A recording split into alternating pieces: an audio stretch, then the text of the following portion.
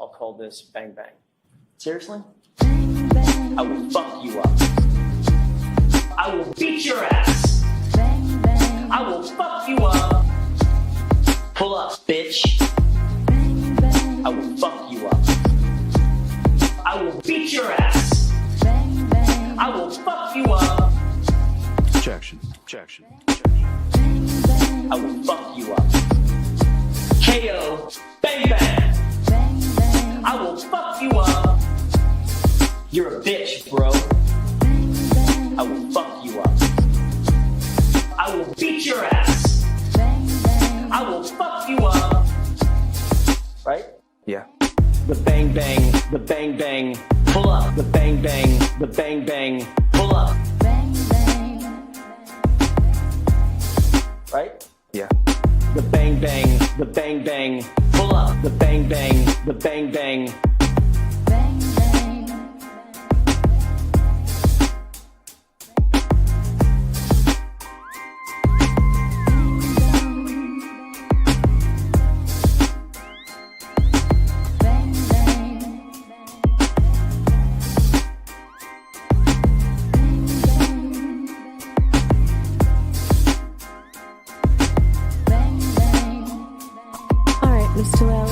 Witness, please.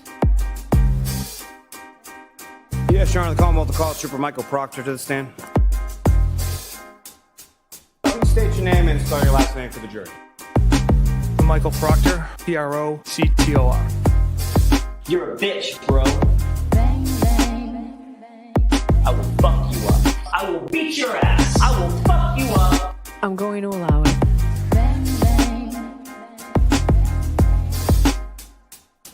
I will fuck you up. I will beat your ass. I will fuck you up. I'm going to allow it.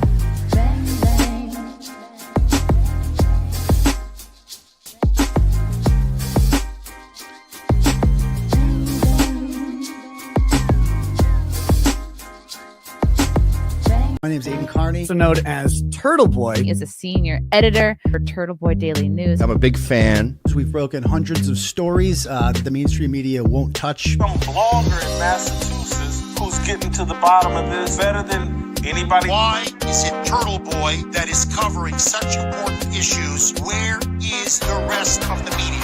You did not say that you were going to take my baby out of revenge and make him a transgender baby. Stop it. Don't you want to ask some questions? I know you do. I do. I know have you that. People don't like the things that I say and want me to stop saying them, but I won't. I'm never going to stop. These are the kind of stories that must be told.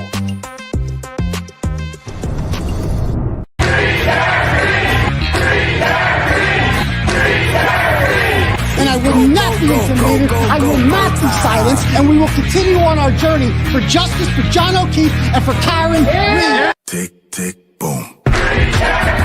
Noise. Go, baby, we bringing out toys. Boys, chop up the singing, should be on the voice. Bang, bang, we gon' ride out. Gang, gang, we don't die out. Want it like this, ain't no timeouts. Tell me who really gon' find out.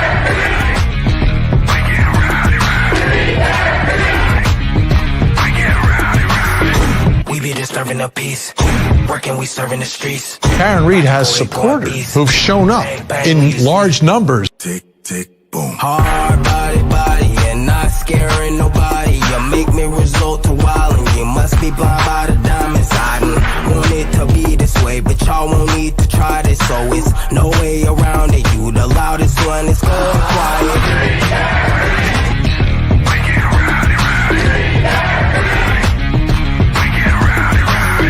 We be disturbing the peace, working, we serving the streets. About to go going beast. Bang, bang, leave you sleep. This is the first time I think I've ever seen this. An outpouring of support for someone accused of murdering a Boston police officer. Unbelievable situation. Never seen anything like it. Tick, tick, boom. You can't stop me, so who gon' stop me? You can't stop me, so who gon' stop me? You can't stop me, so who gon' stop me?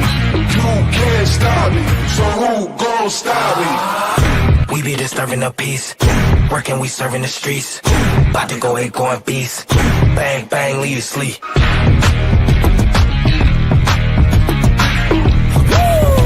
It's go, go, go, go, go, go, go time.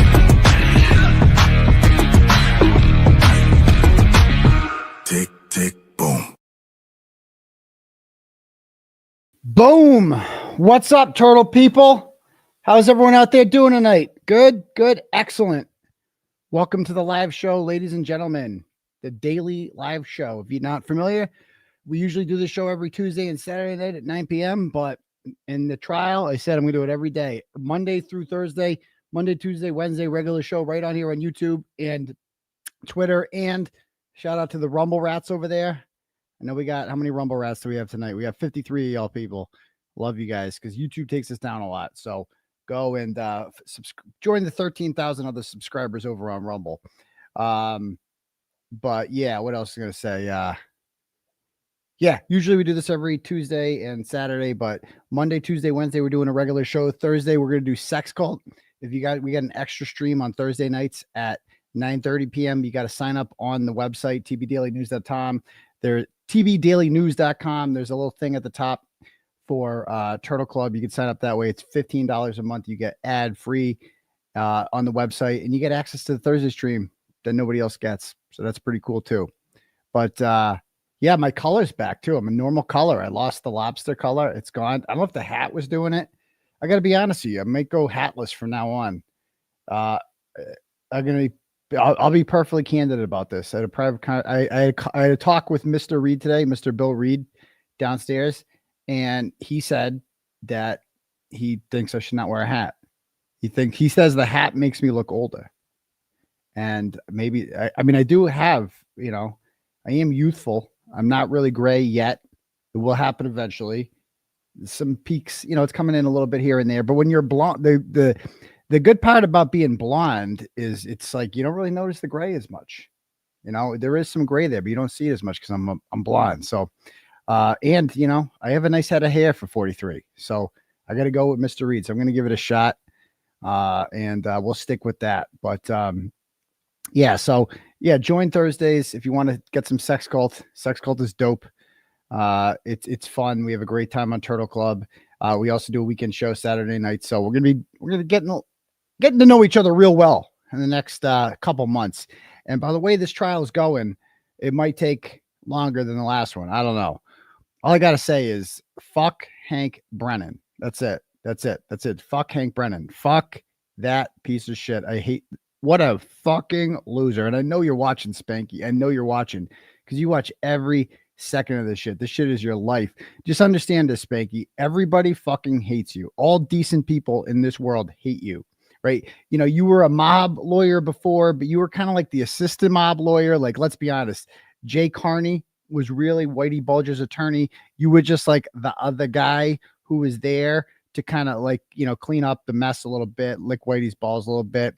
Like Whitey Bulger liked you and he was a mass murderer. So you got that going for you. But like at the end of this, you're going to have to return to private life. It's like the movie Inglourious Bastards. You know what I mean? Like Brad Pitt's big thing with these guys is like, yeah, once this war is over, you're going to get rid of that Nazi suit and, you're going to go back to your life like it's normal. Like you didn't participate in something evil. And so he would fucking carve swastikas into their heads and just to let them know you're a Nazi. And it's just, I just want to let Spanky know that this is your legacy, my dude.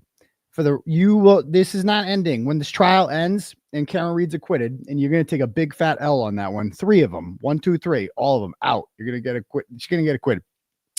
And when you take the big fat L on that, and we look back on the million or so tax dollar, you're going to be you're soaking in on that, the tax dollar money. You're just sucking it right out of the public tit because that's what you are. You're a welfare queen bitch, Hanky. That's all he is. He's a welfare queen. He's collecting government money, right? Taxpayer money right now to put on this disgusting display in court today. We paid for that shit. This welfare queen. That's what Hank Brennan is. He's a fucking welfare queen. He couldn't hack it in the private sector. He's not good enough. So he had to come over to the public sector and suck off the public titty, right? Because he needed a job. He needed work. That's what he ultimately needed. He's a bitch. And today in court, he showed what a little fucking bitch he is. And for the rest of his life, because this trial's ending in 2 months and Hank's got a long decades to live after this, right? And I just want him to know this is going to define you, my dude, not you defending some mass murdering mobster or anything like that, right? Getting 𝗬𝗍𝗍𝗆 ultimately killed, because you did get him killed because he's dead, because you failed. And, this is what's going to define you for the rest of your life, is that you signed up to suck off the public titty so that you could defend the honor of a bunch of murdering, cop-killing maggots. You did that and you associated with some of the biggest dregs of society, like 𝗺crusty panties, bro. You befriended 𝗺crusty panties. You had conversations with her on the phone. That is your legacy, dude. And you went after a good man today, a family man, a father of 4, a well-respected doctor, and he made you his fucking bitch today, didn't he? He didn't back down at all. Big Daddy, Crash Daddy Wolfe, he did not back down at all. He was not impressed by your bullshit. Nobody was. You're a punk. You're a bitch. And that's all you're ever going to be for the rest of your life. And you know what you really are? Because I know this really upsets you, 𝗪𝗡𝗍𝗄. You're a nerd. That's what you are. You're just a nerd. That's all I saw on this stand today. And every time I see your bitch ass is just a nerd. You're the angry nerd from high school who got bullied and stuffed in the lockers and got a wedgie and shit like that. And now you're mad, aren't you, 𝗪𝗡𝗍? You're really mad about that. And you're a big hotshot attorney, and you're gonna show them who's boss, aren't you? Yeah. It's Hankie's time to shine. They were mean to you for like 2 decades in jail. You're mad about that, aren't you, 𝗪𝗡𝗍𝗄? You never got over that, did you? All the bullying you got done that got done to you in high school, that all the cool kids did to you. You never got invited to parties. You were always picked last for every team, weren't you? But you studied and you worked hard, and you were like, someday it's gonna be Hankie's time to shine. It's gonna be my time to shine, and I'm gonna take it out on people who look like Dr. Wolfe, because he reminds you of that kid that fucked the prom queen that you couldn't. That's what Dr. Wolfe looked like you today. That's what I saw in court. It was disgusting. Disgusting. You're a pig. And at the end of this is going to follow you around forever, bitch boy. Just know you're going to fail. You are going to fail. You will never, ever, ever convict Karen Read. This is oh my God. I can't fucking wait for the next couple weeks. Done. You're done. It was a fucking disaster today. You're done. Anyway, welcome to the show, ladies and gentlemen. If it's your first time here, my name's Aidan Kearney. I am the founder of Turtleboy Daily News, previously known as Turtleboy Sports. And you can call me a variety of names. You can't call me Clarence Woods Emerson anymore. That one's done, it sounds like. Not coming back. I also lost my 𝗕𝗏𝗄𝗎𝗄𝗏 Kearney account, but you can call me 𝗕𝗏𝗄𝗎𝗄𝗏 Kearney. That's my true crime name when I put on a leather jacket and I go in the woods and I solve murder mysteries. You can also call me Uncle Turtleboy. You can call me doctor. It's actually my preferred pronoun. I really appreciate it when people call me doctor. You can call me daddy. You know, I can understand that could be a little bit weird for some people, but I think a lot of people like it, to be perfectly honest with you. And so I'm going to allow it. You can call me that. You can call me Journalism Jesus if you'd like. I don't care what you call me. Just be here every Tuesday and Saturday night and Monday and Wednesday nights, and join Sex Cult on Thursday nights. And make sure you smash that subscribe button. The follower count is going way up. I mean, how many? What do we try to get to? We got to like 110 the other night on Saturday's show, I think. And now we're at 114, just like that, 114,094. So, how many people we got watching right now? We got almost 7,000 people watching. We're just getting started. And so I'm sure there's probably like, a good fraction of you out there that haven't hit the subscribe button. Don't cost nothing. So go ahead and smash that subscribe button, and, you'll have a great time. So it's going to blow up. We're just getting started. I'm all fired up, in case you can't tell, all fired up. And tomorrow it's going to get even crazier, because Jennifer McCabe is next. Jennifer McCabe is next in this random fucking order that 𝗪𝗡𝗍𝗄's got going on. It makes sense because he's doing Whiffin today, and Whiffin is basically her paid, expert. He is there to exonerate Jennifer McCabe, not get justice for John O'Keefe. That's what he's there for. And, so she'll be up next, and Whiffin is going to have 𝗵𝗿𝗆𝗺 cross-examine him tomorrow. And I love 𝗵𝗿𝗆𝗺, but he takes forever. He takes forever. So it's definitely got to slow it down a little bit. And it's going to be good. I mean, so I would guess we won't be done with Whiffin until about 11 o'clock tomorrow. And that means we got to get started with Jen. And so he'll take at least till lunch with Jen, maybe, and then probably after lunch. And then Alan Jackson's going to need like he's going to need like 10 hours to get lubed up there. So because she went 2 days last time, and there will be more this time. Trust me, there's some shit that you're going to find out about Jennifer McCabe. Hopefully, I don't know anything about that. Maybe it's some protected some protected text messages, or maybe there's some phone calls that the defense missed last time that like, oh shit, we'll see. Because remember, we've seen Jen McCabe's phone log. The first call on there was at like 5:30 a.m. Tom Beatty, right? Isn't it the first name that appears on there? What if there was messages before that? What if there was calls before that? I don't know. We'll see. We'll find out tomorrow, won't we? All right. So that should be interesting. But that would bring us into Wednesday. And on Wednesday, of course, I can't be in the courtroom for when Jen McCabe testifies. So I'm not even going to bother going tomorrow. Just going to watch from home, which is fine.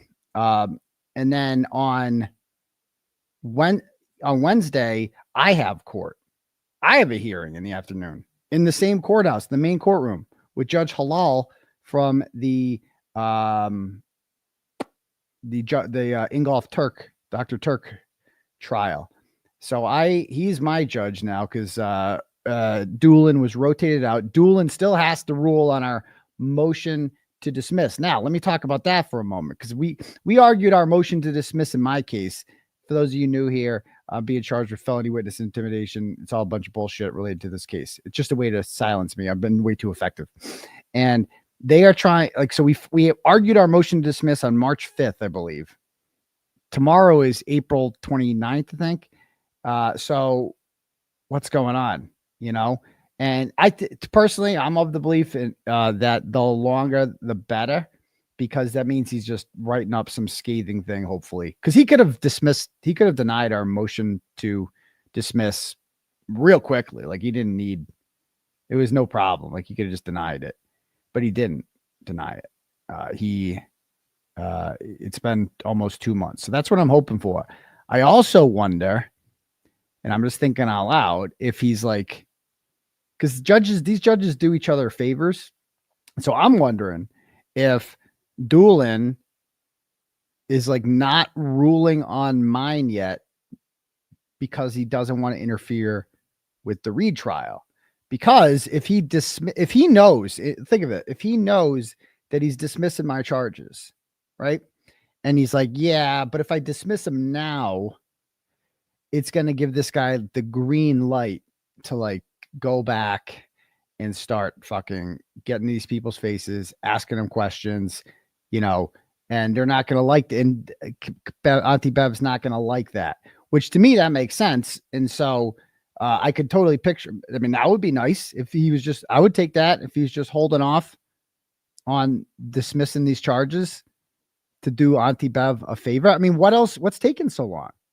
If he wanted to dismiss these, he could have dismissed them all. Like if he comes back a couple weeks from now and is like, oh yeah, I'm denying the motion to dismiss on all of them. It's like, the fuck, you could have done that like 2 months ago. So we'll see. Maybe I'm just being optimistic. We'll see. If not, we go to trial, and believe me, I will not be pleading the fifth there. You can best believe. So there's that, because I would not be kicked out of the courtroom if I was, a witness in my own case. I'm not getting kicked out of this court. I'm not imagine us not having this show. That's what they wanted. It's bullshit. But anyway, my hearing is at 2 p.m. In the main courtroom, which means you guys can come in, which means you can, if the Karen Reed case is going on at the same time, picture that. Jen McCabe will be in the small courtroom with Karen Reed, and you could come into my hearing if you wanted. In the big courtroom, there's like 100 seats in there. You can come in there, sit down, watch that, whatever. And this buffer zone thing is getting interesting too, by the way. It's like, let's get some more people down there. It's like, they're if people don't show up, they're winning with this shit. They've like set up an area where we're allowed to go. It's like over by Route 1. It's like, that's gay. You don't go. That's defeats the whole purposes. I would just put up lawn chairs on the sidewalk. Don't block, there's this like brick area on the sidewalk. You just put lawn chairs and just make a day of it. If you're going to go down there, do that. Please be seen. Don't go over to the fucking corner where they want you to go. That's gay. That's like, it's not how you do it. It's not how you don't go where the man tells you to go. You go where you're legally allowed to go, but you don't go over there. You don't go high. That's where they want you to go. And that's for a reason, because they don't want you to be seen. You might as well do it at your house, do it there. So I'd love to see bigger crowds, because that's the one thing I miss, right? Is from the last trial.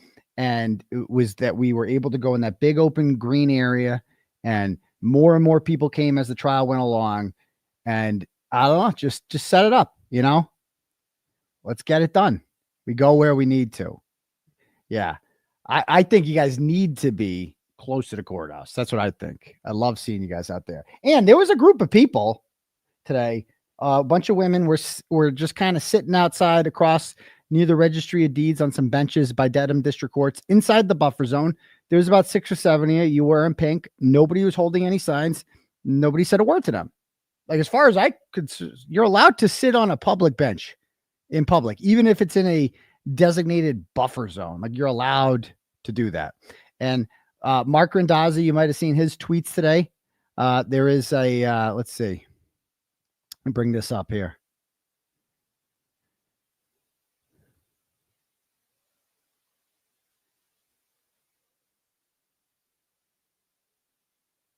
So Mark says that another amicus brief in the Karen Reed buffer zone case, a former juror who contradicts what the Commonwealth handpicked juror had said. So a Jane Roe has spoken up and apparently is filing a motion, basically, or is writing an amicus brief as part of this appeal here. He's bringing this to the First Circuit, or I forget which court he's taking this to, federal. And a couple other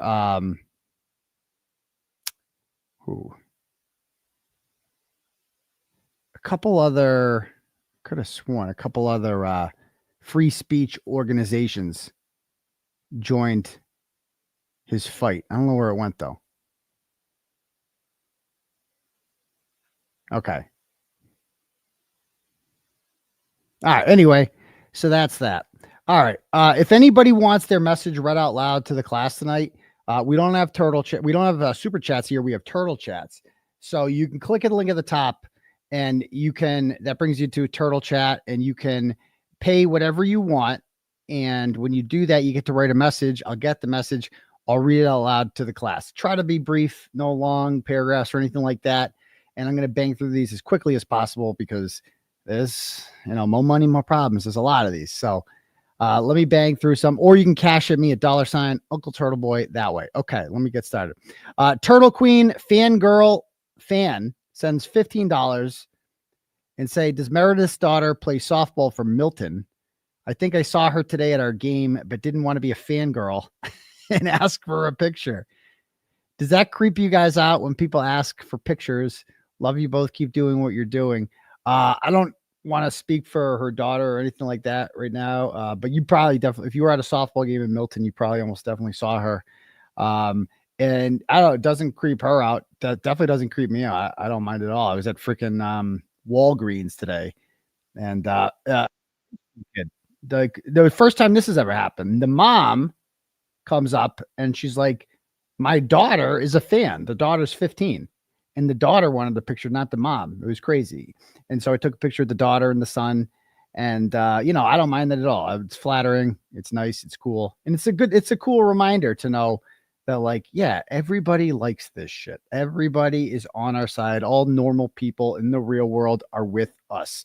Most people out there don't even know what the fuck a crusty panties is, or like nobody's rooting for the bad guys. Like, let's be real here. Besides this shit you see on Twitter from people who aren't even from around here, most of these people, the vast majority of the country and the way vast majority of people in our local community of Massachusetts they're not rooting for Brian Tully and Michael Proctor and Hank Brennan. Like, nobody wants to root for those guys. Nobody wants to root for Jennifer McCabe.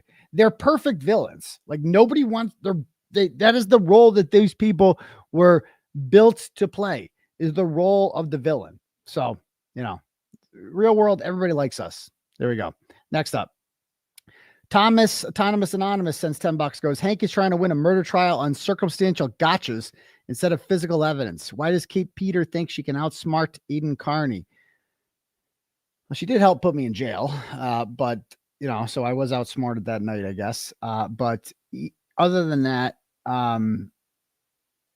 she can't. I mean, ultimately, I'm going to win the war here because she's just a ratchet with a GED barely.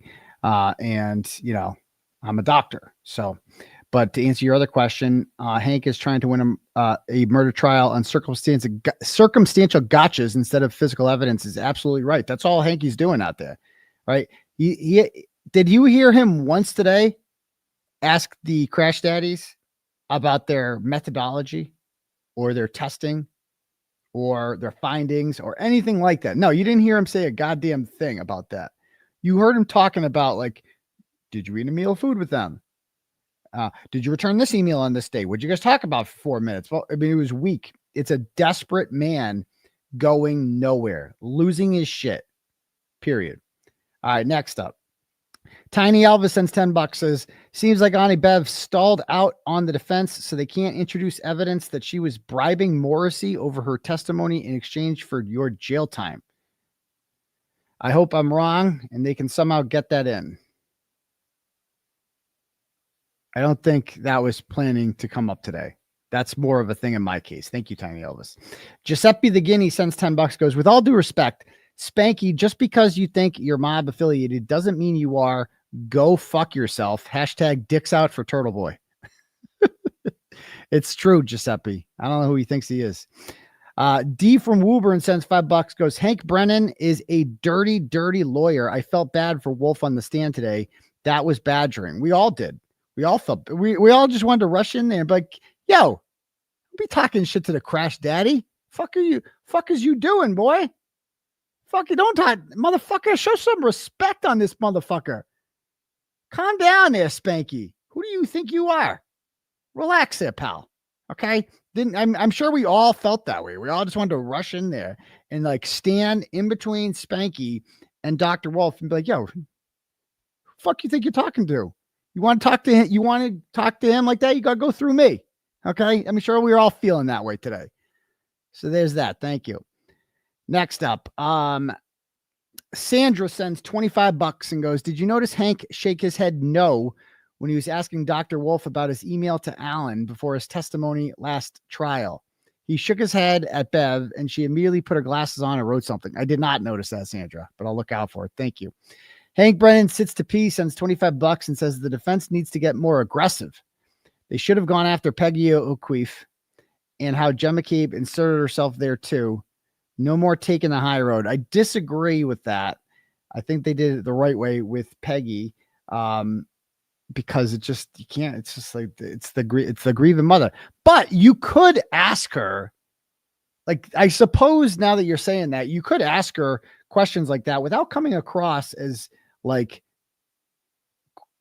present her as a victim almost. Present her as like, so how often did you talk to Jennifer McCabe before your son died? Oh, never? You never really spoke to her? How often do you speak to her now? Oh.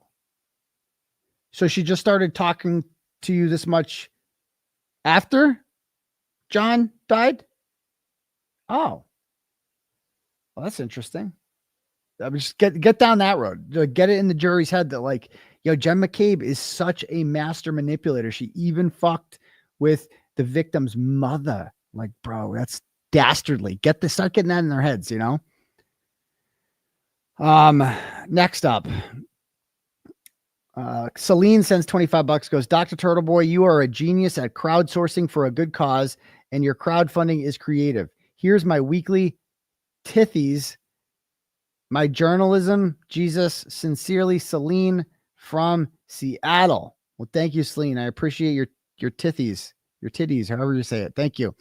Danielle sends $50 and says, OG Turtle here. Keep fighting the good fight. Much love, Turtle Boy. Well, thank you, Danielle, you OG Turtle Rider, whatever you people are. Thank you. Next up, Carrie sends $10, goes, would you consider live streaming during Jen's testimony tomorrow? We want to watch with you. Thank you for everything you do. Now here, I thought about this. You know, there's so many alternatives to, I don't like interrupting the testimony with my commentary.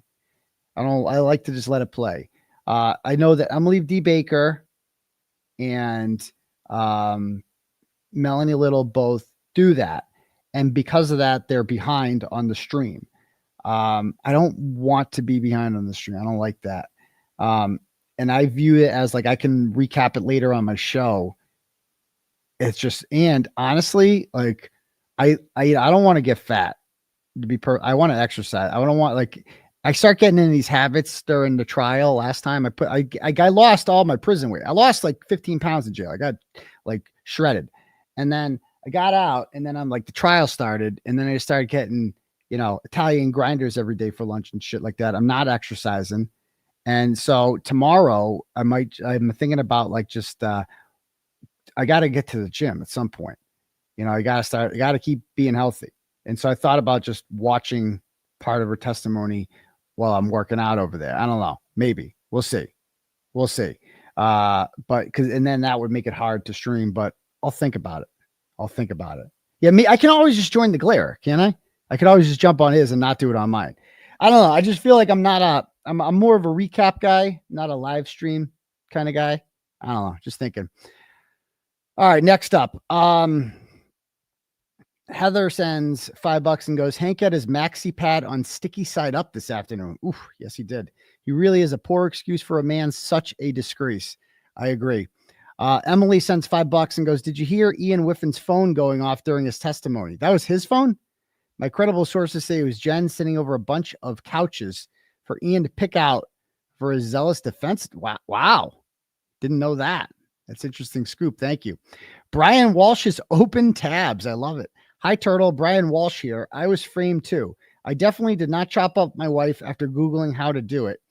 I just had a bunch of tabs open on my phone when I heard it on the news, and then I did the searches. Oh, I need Mr. Whiffin to testify for me. That's believable, right? Freaking, I mean, that's, you're kidding, but like, you know, it's kind of basically what's the door that they're opening today. They don't give a shit if a bunch of Brian Walshes go free, as long as Jennifer McCabe's reputation isn't tarnished at all. Like, that's all they care about. And it's not like they care about Jennifer McCabe's reputation being tarnished because they care about Jennifer McCabe. They care about Jennifer McCabe's testimony. That's what they care about. They need her to lynch Karen Reed, and they need to lynch Karen Reed because there's a dead cop, and Michael Morrissey doesn't want to be the elected official who had a cop get killed in his county and couldn't get a conviction out of it. He does not want that. So there's that. All right, next up. Beth in Naples sends $10, goes, how are we ever going to get through this trial with this disgusting, sad, sorry excuse for a human being? Spanky, your face looks like a puckered asshole. Dr. Wolfe, you are a rock star. Thanks, doctor. I know he does. It's taken forever with this guy. He's supposed to be quick. Okay. Next up, we got some cash apps here before we go back to the Turtle chats.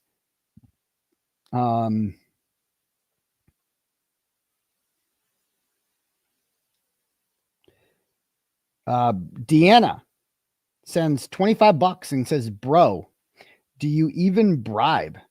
Free Karen Reed, free Turtleboy. I know. It's like, you don't bribe with the couch. You could bribe Krusty with the couch, though. Let's be real. She needs a couch. Ann sends $25 and goes, good luck Wednesday. I love you. I love you too, Ann. It's very kind of you. And thank you. Nikki sends $10, goes, Jesus hates Spanky and Tully. Free Turtleboy, free Karen Reed. Bro, oh, you want to hear a funny story about that, actually? Check this out. All right.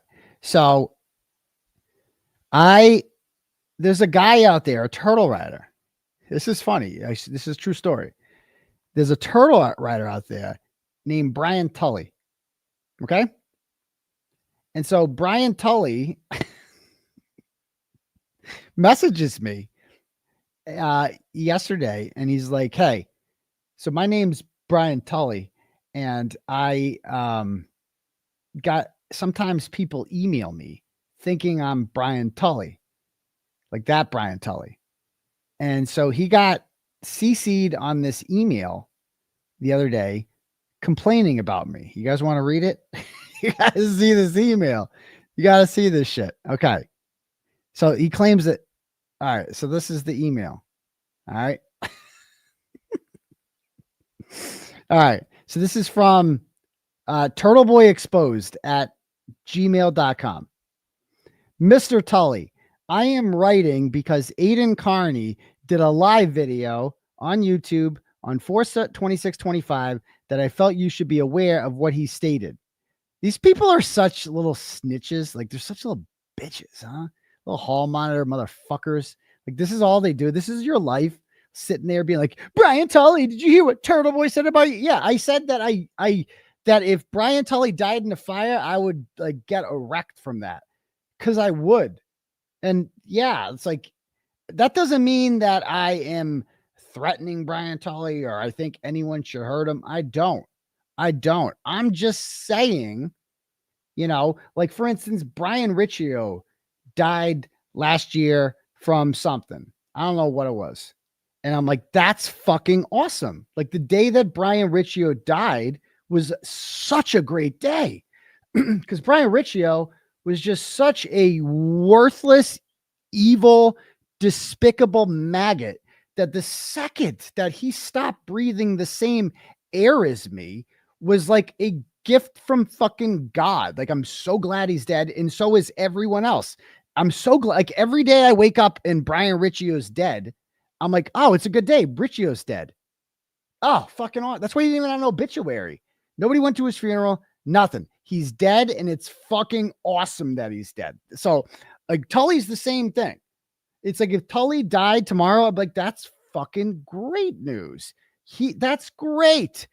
That's fucking great. That's not saying that I want to kill Brian Tully or I'm going to hurt Brian Tully. I'm not going to do any of that shit. I'm just saying, if he died a painful, slow death tomorrow, I would be like, okay, good start to the day. That's all I'm saying. That's all I'm saying. There's not a threat. It's just saying, and guess what? All these motherfuckers out here crying about this shit would fucking love it if I died. They would love it. Not a single one of them would be like, that's so sad. He leaves behind 2 children and, you know, a big family and all these. No, none of them would think that. They'd all be like, yes, Turtleboy's dead. They would be so fucking happy about it. So, like, all these crying ass bitches out here would do the same fucking thing. If Karen Reed died, if I died, they would fucking love it. So get out. Nobody's buying your faux outrage. But anyway, this is how, these are sick people though, so they don't really think straight. So he goes, I've tried to figure out how to report this, but I cannot figure out which law enforcement agency to contact, as I am out of state. So this is like somebody who's not even from around here. Below is the video link and transcripts I share because Aidan blows the silent dog whistles. His followers tend to take action. So whenever you see the term dog whistle, historically, what that means is that I don't have any proof. This guy didn't actually say anything, but he said something, and this is how I interpret it meaning. And he didn't actually say to threaten people that he wants to threaten somebody, but other people will secretly take that and be like, ooh, he's telling us to threaten, which is just fucking baseless. You could say that about anything as a dog whistle. Like, so whenever anybody who uses the term dog whistle is just devoid of facts or evidence. That's what, whenever you say the word dog whistle, it's because you don't have evidence on your side. Okay. So this person claims I'm sending out dog whistles about, and as how much time they spent on this, God knows, because they have transcripts. If you go to that link at approximately 40:51, he is wishing that your home catches fire and that you, your wife, and children die in the home. That's untrue. I never said that I want his children to die in the home. I think I said it would make me happy if they didn't have a father, I would be happy. That's what I said. I don't want the kids to die because the kids are innocent and they should be left alone.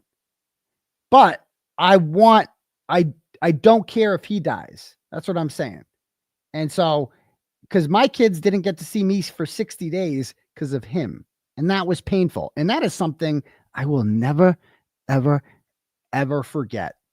Fucking ever. I will never forget what, and he tried to do it again. I will never. Do you think he gave a fuck about my kids when he did that? Do you think he sat there and thought about them for one fucking second? No. So I don't give a fuck about him. And I certainly don't give a fuck about his kids. Okay. Shut the fuck up. Back to this. So he goes on to say, he does state it isn't a threat, but he goes on to discuss another individual he doesn't like, that he doesn't wish they would die, but he wants you to die. What? I take that as a threat, but I'm not a police officer nor attorney, just an individual in the Midwest. Oh, is this Julie Carpenter? Concerned about people surrounding this case. I will be forwarding this email to the Norfolk DA's office for Attorney Cosgrove, as you are a witness in the Kearney case and Aidan Kearney has witness intimidation charges pending. I also have attached transcripts to that video. It would help if a law enforcement officer or attorney reached out to YouTube regarding the video and reported it. I will be reporting it myself, but usually don't get much response, nor do they remove threats like these without a level of law enforcement emailing or contacting them. I am providing the legal department email for your YouTube, Google, if you feel this warrants a complaint. So this is what this loser did. And the best part is they sent it to a guy named Brian Tully, who is a turtle rider. You sent it to the wrong Brian Tully, dipshit. I mean, you could probably find real Brian Tully's email address like publicly listed. Oh, it's too great. Okay, back to these donos here. Thank you, Nikki. Elizabeth sends $20 and goes, hey, Aidan, did Dr. Wolfe walk by you at all? I did not see him today. Did he smell good? He looks like he smells good. Like good cologne and faint smell of Irish Spring. I don't know why that made me laugh. Thanks for everything you do. He does look like he smells good. I'll be honest. I agree with you on that, Elizabeth. And I hope he's watching because you're a good guy, Dr. Wolfe. Don't let Hanky get you down.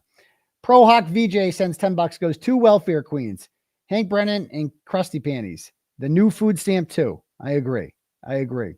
Collie sends $10 and goes, Crash Daddy should have said, I'd call you Spanky. I know. I wish he said that. You don't give a grown man an opportunity to give you a nickname.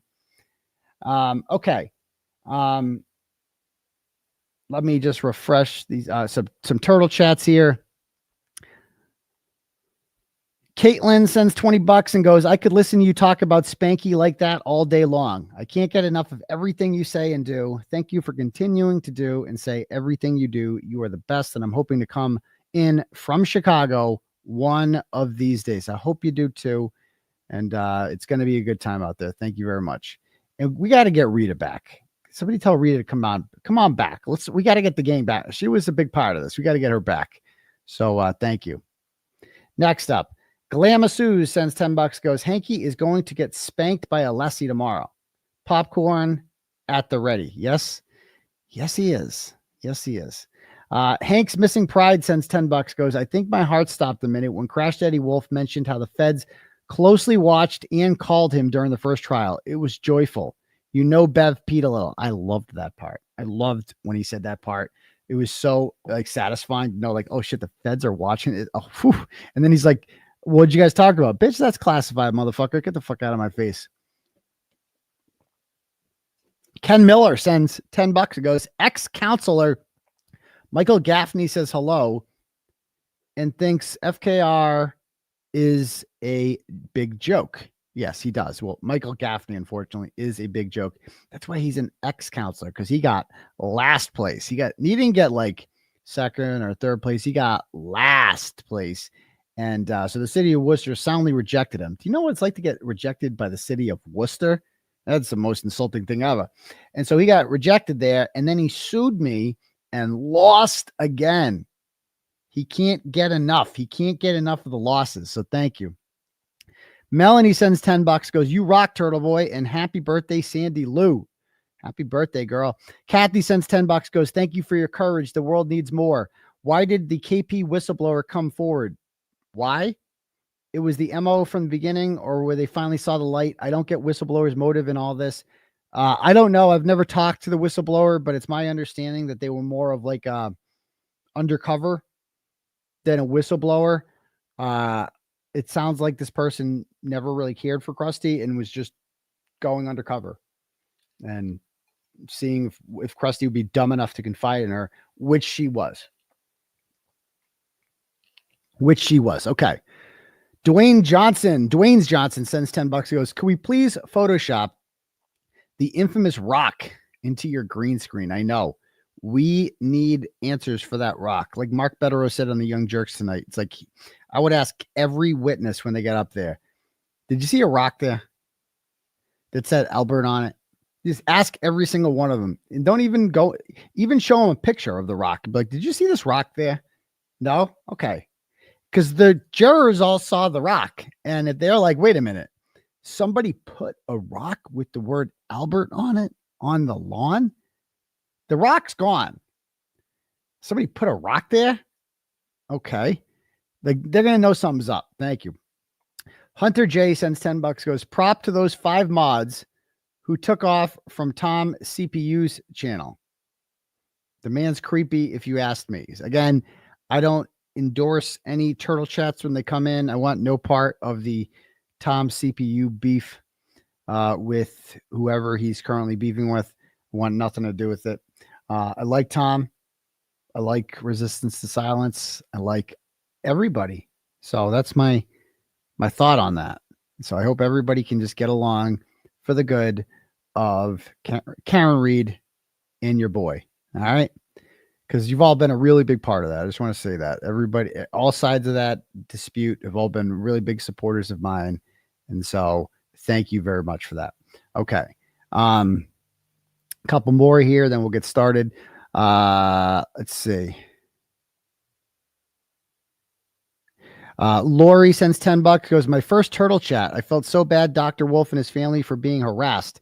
Hank was beyond despicable. I swear his voice is so high because he has an inverted penis. Keep doing what you're doing. Well, thank you, Lori. He might have one. I don't know. He might. We'll see.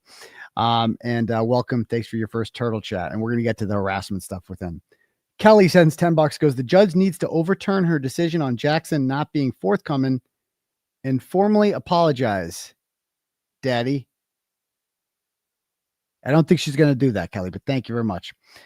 Polly sends $20, goes, I hope 𝗪𝗏𝗍𝗂𝗋 got to speak to his therapist, take a bubble bath, and snort some 𝗦𝗂𝗆 before he hits the sack tonight. Tomorrow is going to be a devastating for his bitch ass. 𝗏𝗏𝗆 group chat forever. There's a 𝗏𝗏𝗆 group chat? Okay, thank you, Polly.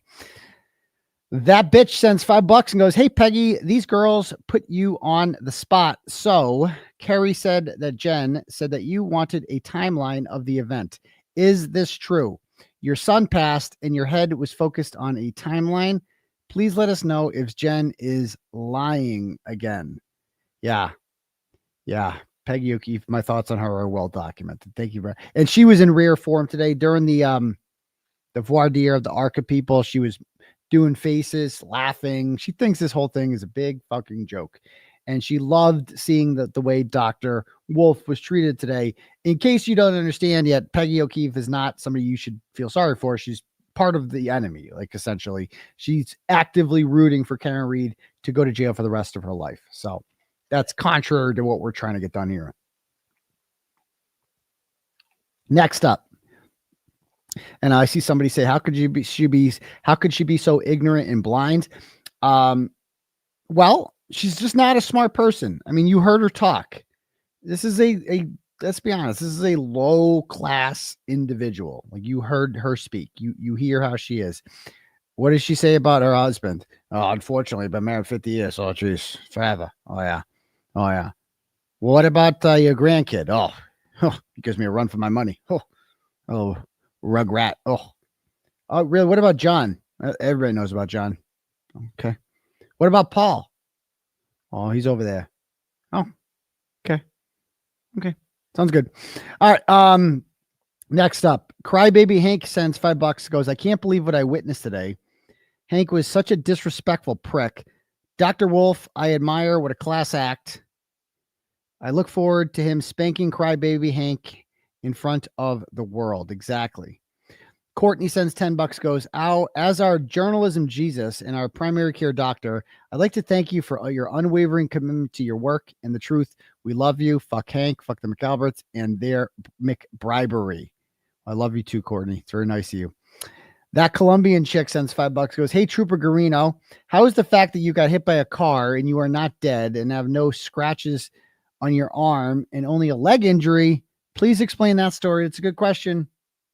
It's a good question. His leg's pretty fucked up, right? Because he can't limping around and shit. Your leg. I mean, that's what usually happens in automobile collisions. Like the legs get it real good, because that's where the bottom is.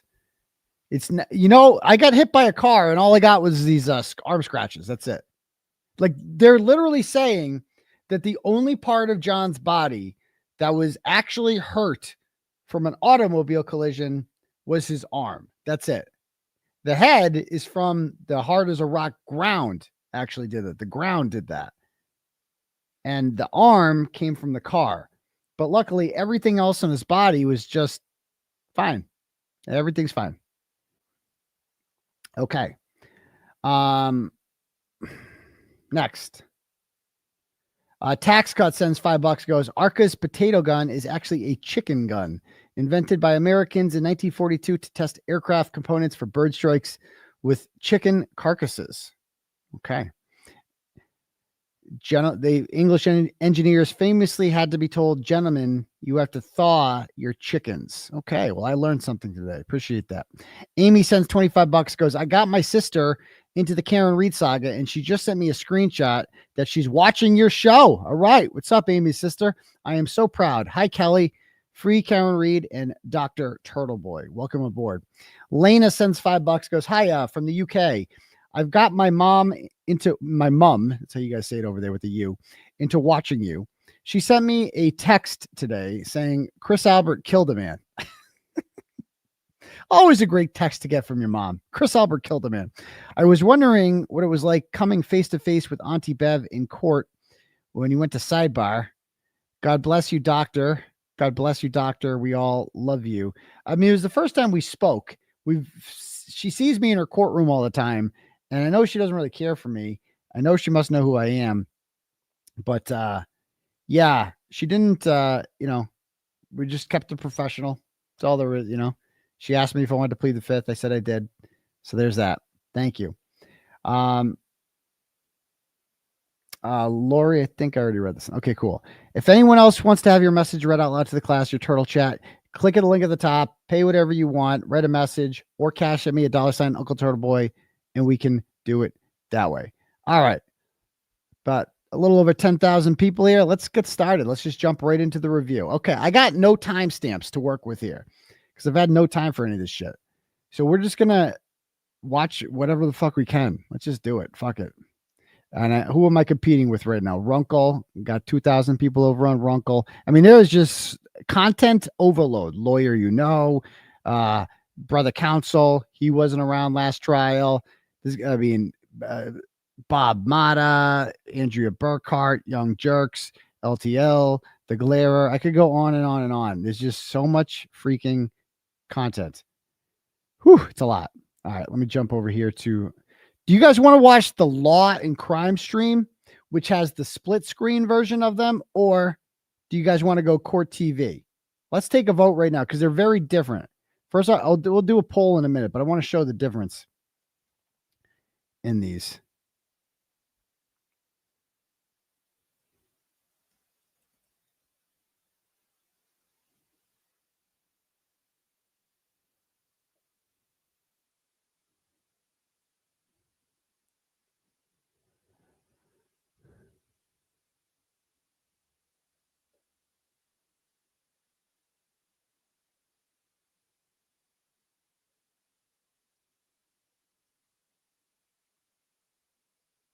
First, I'll show you the Court TV one. So you know what it looks like. So this is the Court TV one is like this. There we go. You know, this is what you get on Court TV. You just get this, okay? Or the Law and Crime one, you get this over here on Law and Crime.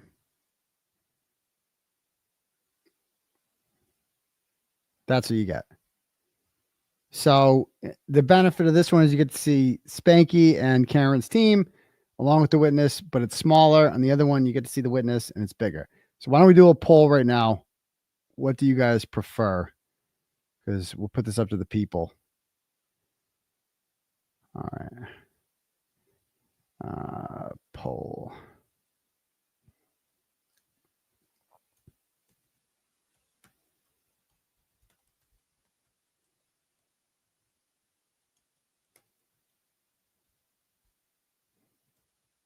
All right, I just put the poll up. Do you want to watch split screen or regular? Which one? Let's see what people say. Split screen's winning, huh? Let's see, we got 700 votes almost, 500 votes, 800 votes, 68%. I thought I was going to go the other way. All right, we're doing split screen. Let's do it.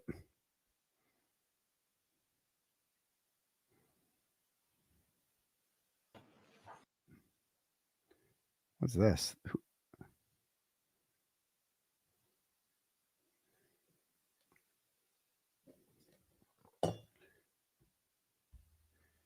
I hate this shit. This police state bullshit. Was that 𝗵𝗃𝗃 coming in? Look at him. What a pussy.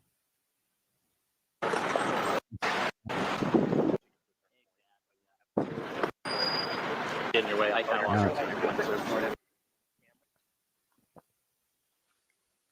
All right, let's just jump right into it. Ian Whiffin. Did you actually receive her phone? I didn't know. It was just a download of the extraction. So how does that work? The examiners here had done the extraction of the device, resulted in a large zip file. It's a container containing all of the files extracted from the phone. They uploaded it to 𝗬𝗏𝗺's secure portal, where I was able to download it and verify what the data was in the extraction. I hate this guy so When you much. received the download of the extraction for Jennifer McCabe's phone, was it a similar process for John O'Keefe's phone? With John O'Keefe's phone, I actually received the data on a USB thumb drive through the mail. And before we begin, can you summarize briefly the issue, what you were looking for, and what the scope was as far as Jennifer McCabe's phone? For Jennifer McCabe's phone, it was related to the internet search that occurred, or that allegedly occurred at 2:27:40. Okay. And as part of your effort and analysis, did you put together a PowerPoint that would help educate us on how timestamp works and what happened in this case regarding a search? I did, yes. And have you seen that PowerPoint recently? I did, yes. May I approach, Your Honor? Yes. Presentation, do you have the PowerPoint and explain it to the jury? No objection, Your Honor. Yes, thank you, Mr. Whiffin. Mr. Whiffin, if you would walk us through it. Revolved around a database called Browser State on iOS 14 and earlier. iOS 14 is not the version of iOS that was on Jen McCabe's phone. So he's not even using the right version of iOS. Good start. But iOS 14 has an easier way to understand how this database works. And then I can move on to iOS 15, which was the device, or was the version installed on Jen McCabe's phone. And hopefully by that point, it'll be clearer how this information is being populated on the device. Could you tell us what iOS means? iOS is Apple's proprietary operating system available on iPhones. Thank you. In more fields, but these are the fields which are important for the demonstration to just see them. Can I take us just a little bit back so we can put this in context? Yes. When you are doing internet searches on your phone and you hit Safari or Google or whatever search engine you're going to use, does it create a tab? It doesn't create a tab just by opening the application, but then maybe tabs already open in the background when you start the application, and then you can tell it to create further tabs. So if I have a phone, can I have a number of different tabs on my phone at the same time if I search for different things throughout the day? Correct. You can have hundreds of tabs open. Do tabs stay open forever or can you close them? They stay open until you close them. So if you look at your phone and you have a number of different tabs, and say, for example, I start with one tab, I'm looking for the local football score. Can I reuse that same tab for some other search, or do I have to use a new tab to start a new search? You could use that tab for as long as you wanted, or create a new tab to do additional searches while These maintaining real the original questions. tab in its These current real, state. okay. And so what you're trying to demonstrate to the jury is identifying a time on one of these tabs where a particular search was made. Objection, Your Honor. Sustained as to form. Could you explain this demonstration as it relates to tabs on these internet searches, what are we actually trying to learn? So as I showed, there's a relevance to a case. So if I have one or many tabs open on my phone, each tab will have its own timestamp? Correct. And the URL, that's whatever I look up, what I search on the search engine? Objection, Your Honor. I'll allow it. Is that what's looked at? That's great. The URL is the address of the page that's being viewed. So if I have a tab open and I use it continuously, 3, 4, 5, 10 times, will the timestamp change? No, it will not. And is that what you're explaining to us now? Correct. That's part of I mean, that's fucking crazy. They want us to believe that if I mean, I don't know you guys, I do that sometimes too with tabs. I mean, this is how you commit a crime, I guess. If you want to commit a crime according to him, just keep using the same tab. That's it. Like, and then you could be like, no, I've had that tab open for 2 weeks. Oh, that tab? Oh, it says I searched it at that really incriminating time because I just kept the tab open for 2 weeks. That's fucking crazy. Like, what? There's no fucking way. Brian, like I said, Brian Walsh. Just like, oh yeah, I Googled that shit way after. Oh yeah, no way. No. I searched that shit after I heard you got chopped up because I was curious about it. No, it's just the old tab. Oh, it says I did it at that time. You don't understand. It's in the database. 𝗺cie, whatever. The demonstration and presentation. I'm sorry to interrupt. Okay. So in this instance, at 10 a.m., which is shown in the top of the device there, we can see I visit firstpage.com as an example website. At that time, a row is created in the database that shows row ID 1 with the timestamp 10 a.m. when the page was opened. The URL and the title are relevant to the page that was visited, so firstpage.com. A minute later, excuse me, I now use the same tab to visit secondpage.com. What actually happens in the database at this point in time is the first record is updated with new information. So we continue to see row ID 1. We continue to see the timestamp that the tab was opened at 10 a.m. And we now see the URL and the title that are related to the secondpage.com website. So I've shown it here. The first one is red to show that's no longer a live record. It's been replaced by the new record that's underneath it in black. A minute later again, I can visit thirdpage.com. And at that point, the record's updated a further time. So we still see that it's row ID 1 because no new new rows are being created. I mean, what the fuck does this prove? Look at this. Look at the. Can you guys see this shit? Like, he's just making a fucking chart. Nothing about this is even scientific. It's like he made this PowerPoint where he has the first times. Okay, first one is firstpage.com and timestamp April 1st at 10 o'clock. Then he uses that same tab for secondpage.com and it's got the same timestamp. Then he does thirdpage.com. It's got the same timestamp, but this isn't an actual Celebrate report. This is just a fucking chart that he made. What does this prove? This proves that he made a goddamn chart. That's what that proves. He made a goddamn chart. Like, what is this supposed to prove? Yeah, this is the downside of the split screen. Actually, yeah, let's go to, sorry guys. I know I gotta, it's too small. That's what she said, but let me pull it up. We got to use the bigger one because we need to see it.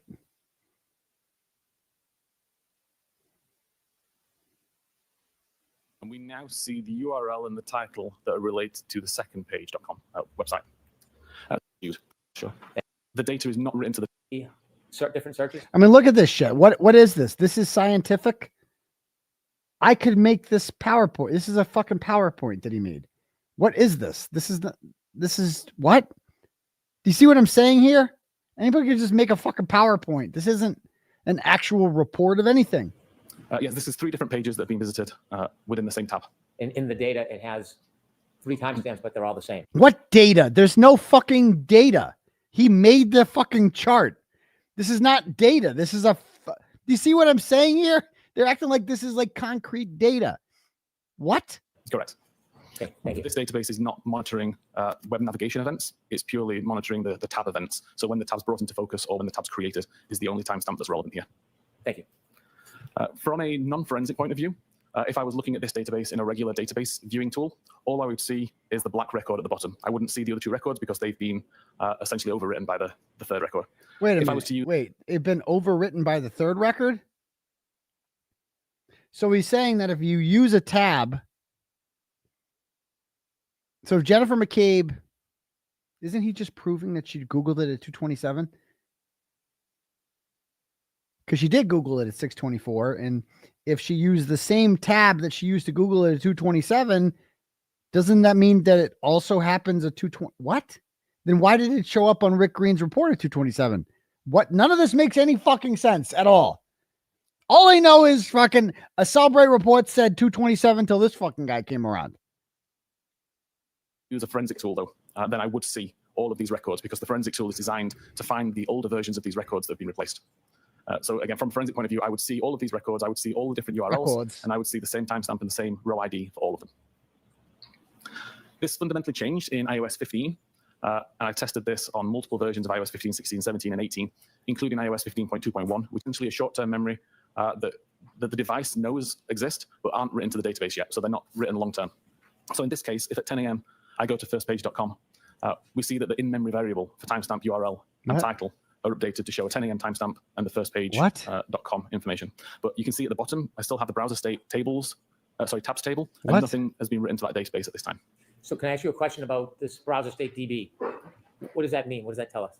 The browser state.db is just the name of the database that Apple are using to monitor the tab activity on the device. Will a cell phone have a number of different databases it will send information to, or is it all one database? There are hundreds of thousands of databases, depending on what applications are installed on the device. Each database typically targets a different application or a different feature. Can information from a URL or a Google search or a Safari search, can it leave data on different databases, or does it always go to one database? It can leave on different databases. Sure. Okay, this is just so fucking boring. This is just so boring. Yeah, what happened? I said 10,000 views, then it just went down. Am I competing with somebody here? Where'd everyone go? Anyway, is it because this guy's so fucking boring? Is that what's going on here? This guy, because being in the courtroom, it's a lot quieter in the courtroom too. He's so boring. I don't know what the fuck any of this is about. He's like, in the database, and yes, as you can see here, no, the database is this, and then you type in the URL, and it's this, and oh yes, and then we did this in the database. And he just thinks this guy is just so cocky and arrogant and smug, and he's just such a little fucking douchebag. It's like, bro, he's arrogant. Like, he just thinks he's like God's gift to fucking forensic bullshit. And he thinks because he's got this little Yorkshire accent thing going on that the jury will think he's all smart. Well, this guy's fucking really smart. He's boring the shit out of me, so he must be smart, right? Boring the shit out of me. But anyway, I'm going to skip forward to some of his more controversial testimony because this is boring as shit. Was multiple databases or multiple data sources on Jennifer McCabe's phone that could be used to put into focus from the background. This one related to Eastern Bank. Again, the last visited timestamp would be updated because this tab has now been brought into focus, causing the timestamp to change. We know that this particular website was visited at 8:02 on the 27th of January, and there's no new navigational events at this time. So we know it's just brought into focus and visible on screen according to 𝗺𝗺cie and browser state databases. That tab gets closed and it gets written to the database. This again is going to show, and I've just noticed there's a typo on here and the timestamp at the top is showing correctly. But essentially it's closed. Tab, and they didn't put it in the background, but they used other functions or shut off the phone. And when they came back, that tab was still open. Would that create a new timestamp? As long as Safari doesn't close, then the timestamp will remain the same. So if I just minimize Safari, put it into the background and start to do other things on my phone, the timestamp won't get updated. If I completely close Safari or turn the phone off, when Safari reloads, then that tab does get a new timestamp when it opens up again. Thank you. Anyway, I'm just going to get to some of the more controversial shit because I know you guys want to get to the Crash Daddy stuff, but this stuff's important too because he went over a lot of shit. I'm going to skip the technical stuff. Let's see. Deleted records. After 10 p.m. on the 31st of January. Taking all of those deleted records, those 5 deleted records, and the earliest time that they could have possibly been deleted, we see a spread throughout the 31st of January. Like a few quite early on at 6:29, 8:35, a couple at 9:20, 9:40, and then finally the one that we're interested in at 22:07. In addition to your opinion that the two searches at 6:23 and 6:24 occurred at that time, as opposed to 22740. Did you also, when analyzing the data, come to an opinion whether or not either of those searches actually connected and produced results? If either of those searches had connected, the information would have been written into the history database. The fact that it wasn't in the history database, it strongly suggests it never completely loaded. And the fact that there is no title information on the browser state tab as well also suggests it never loaded. I'm just going to skip. I can't even deal with this. So let me just give you some summary of some of the bullshit this guy said, because I can't listen to him. It's just too much. I'll show you some visuals that I knew was bullshit. So once he starts getting to John's phone, this stuff I know is bullshit as a fact. So once he starts bringing up like where John's phone is and this and that. Location that was captured at a particular point over that night? Yes. So each of those center dots is the center of a 10-meter accurate or better location record. I chose to initiate it. It was approximately 19 minutes and 30 seconds-ish. Thank you. Again, we see at 21 minutes and 10 seconds until 24 minutes and 22 seconds, there are 80 steps recorded. And again, if your competitor doesn't know that you're about to walk up some stairs, it doesn't know that you're halfway up some stairs. So this is where it got interesting when he started talking about, because this is oh, by the way, Ian Whiffin, in case you guys missed it, guys, he has transformed since the last trial. Last trial, he was just a Google expert guy. Now he's an Apple healthcare data expert. He kept calling it Apple Healthcare. It's actually called Apple Health, but Apple Healthcare data expert is on his YouTube presentation. And, you know, he's like, I don't know. He wants us to believe that he's somehow become an expert in this, because the phone going up and down 3 flights of stairs thing is a problem. Okay. It's a problem. So he's got to, you know, figure this out. So he needs an answer for this. Has to wait until you've reached the top in order to detect an altitude. So because John's phone goes up and down 3 flights of stairs. So a health records activity means that when your altitude has to increase 3 meters with 15, how many steps? I don't even know. Change has occurred. So that change only minutes and 17 seconds. Working back 15 seconds. So he's saying that John's Apple Health showed that he climbed stairs at 12:22, 12:22, and 12:24. From that to say that with the gap that I know exists between the flight climb ending and when the record's recorded. So we need the flight climb event according to the topology. And so this is where he claims it happened, that the 3 dots, 43, 47, and this one, the 3 red dots are where it happened. So this, and again, for those of you unfamiliar, I actually did this. I actually drove this route. Let me pull it up right now. TV Daily News. Okay. Let's go check it out. I actually did this route because Nicholas Garino at the last trial said that it happened on Oakdale Street, that this flight of stairs was climbed. So I actually filmed myself. Right around, I'll show you. This is the street where Garino says that John's phone went up 3 flights of stairs because it's like so steep. He said it's 50 feet. So we're gonna check out this road. You guys show me the steep part. Okay. Hope this kid knows he's about to go over a big drop. I guess. Look how flat this shit is. Look how flat this street is. Are you kidding me? Are you kidding me? Watch out for the hill, kid. I think he said Pinecroft is right where they were when this happened. Look at this shit. Is this the flattest street you've ever seen? I feel like I'm in Indiana. There it is. That's Pinecone. That's the street Garino. Pinecone. It says right there, Pinecone. That's the street he said where John was. So this is the 50-foot drop. Bro, did I miss? Are you kidding me right now? 50-foot drop? What? Like this is it? This is where John ascended and descended 3 flights of stairs. We're going to play the testimony. This is where he said, are you kidding me right now? You have to be kidding me. No. Is this Cedar Crest? Oh, yeah. So there's, yeah, that's supposedly where he took his flights of stairs. So now we got Whiffin telling us that, oh, yeah, he was right here for 1 step. This is the street I was on. He's like, yes. And then So again, we see that for the red gradient, there's an increase from 43 to 47 meters. Between the green gradient and the green number 2, again, we're going from around 47 to 50 meters. And then with the orange gradient at the bottom, we've gone from around 26 to 28 meters. So fairly consistent with the data that was recorded on the device in terms of altitude information. And I would suggest is the reason that these flight climb events occurred. Mr. Whiffin, there's 3 different times. The first is 12/22/17. At that time, was the Waze data app initiated? It was. Inactive? It was, yes. And at that time, does the data indicate that Mr. O'Keefe's phone was in a vehicle and moving? It does. And you showed us a slide finally. Yeah. I believe it is more likely that the device was in a vehicle traveling on a road going up an incline versus the location data being incorrect and the person being walking up physical stairs.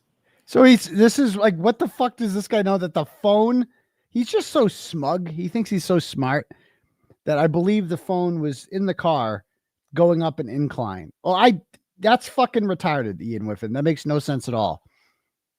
Because Karen Reed's phone does not show her going up and down 3 flights of stairs. So why does John's? Can he just believes it. I mean, this is ridiculous. Thank you. You know what really pissed me off today? My big takeaway from all this, after listening to this smug little bitch talk for 4 hours, was that there was no voir dire for this guy. He just gets to get up there and he gets to be an expert because he's a Commonwealth witness. And they don't have to ask him like, so who paid for your trip to the Holiday Inn Express? And, did you eat a meal of food with anyone from the Commonwealth? And show me all your emails? And have you ever used the Signal app? Or nothing like that happened with Ian Whiffin. He just gets to be an expert. He gets to play expert. Anyway. Use what's called a monotonic clock, but it's not a clock that can actually be trusted to so the Apple see when events occur. The Apple clock is wrong. It's the way that the device records time. It's essentially a counter that's just counting seconds since the device was reset, basically.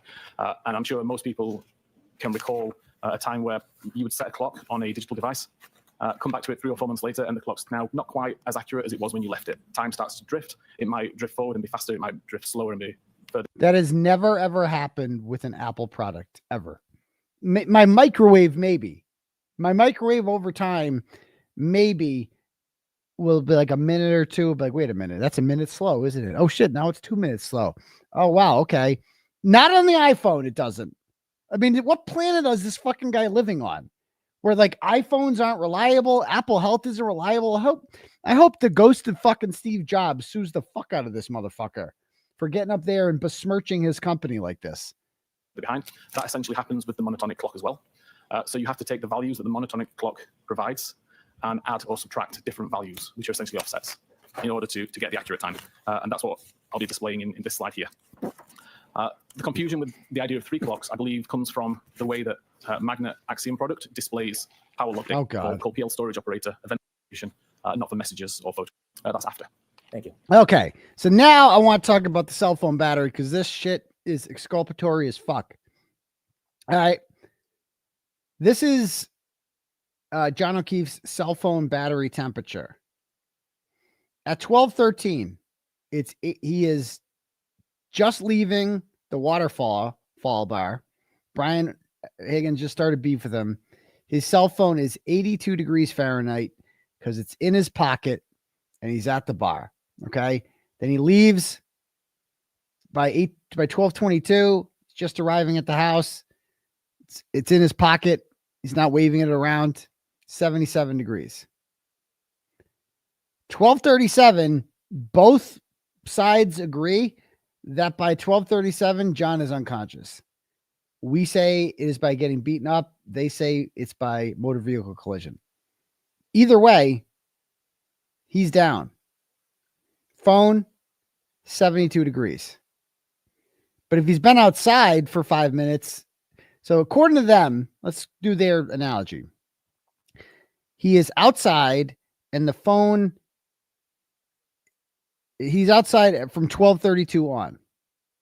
Okay, so the battery temperature should drastically fall, eventually getting down to 18 degrees. That's what it should get down to, right? So, but that doesn't happen though. So then it goes between 1237 and 1245, drops 6 degrees. Man, it's dropping drastically. Between 1245 and 1253, down to 61. 15 minutes later, it's down to 55. So it's dropping, 5 or 6 degrees every 15 minutes or so. Between 107 and 136, it drops another 5 degrees. I mean, just look at this pace. Every 15 minutes drops 5 degrees. 8 minutes, 6 degrees. 8 minutes, 5 degrees. 14 minutes, 6 degrees. 29 minutes, 5 degrees. And then we don't test the temperature for another 4.5 hours. It's 6:06. It should be at 18 degrees at the rate it's going at, shouldn't it? Shouldn't that just be at 18 degrees? Like, shouldn't that be like, well, it's fucking adapting to the temperature around it. So it's dropping. So it's going to be at about 18 degrees, is it not? But no, it just stops dropping. And at 6:06, it's at 43 degrees. 43 degrees. That's it. That's all it dropped to. The battery temperature never goes below freezing in 18-degree weather. How is that possible? Well, I'll tell you how it's possible. If it's, I don't know, in like a, what's that little basement? I always forget the name of the fucking thing. The hatchback thing in the basement. Why do I never get the name of this goddamn thing right? The thing that opens to the outside. You yank it. You know what I'm talking about. Yank the thing. The bulkhead. Thank you. The bulkhead. Yeah, everyone's gonna say bulkhead now. I bet you. I wonder what the temperature is in that bulkhead. I wonder what the temperature is in the garage. That's what that sounds like to me. It sounds like it's like a 40-degree situation we got going on here, right? That phone was not outside the whole time. No fucking way. No way. It couldn't be. It would be at 18 degrees. Now, the other side was telling us that, oh, yeah, well, it's his body insulated it. Don't you know? So his body's going to protect it from the cold. Well, if his body was protecting it from the cold, if his body was covering the phone ever since 1232, then why the fuck was it dropping at all like this? 66, 61, 55, 50. And why was it dropping so drastically if his body was covering it? And why did it just stop? Why did it stop dropping? They can't answer that question, can they? Of course not. 45 minutes past, the temperature's dropped to 66 Fahrenheit. 53 minutes past, it's dropped to 61 Fahrenheit. And somebody says if your phone is on, it won't go below 0. That's true. If your phone battery temperature goes below 32 degrees, the phone will turn off. Anyone who's ever been out like that anywhere knows that. Like I used to go to games in Buffalo in the freezing cold. Watch the Patriots, Tom Brady beat up on the Buffalo Bills back in the good old days.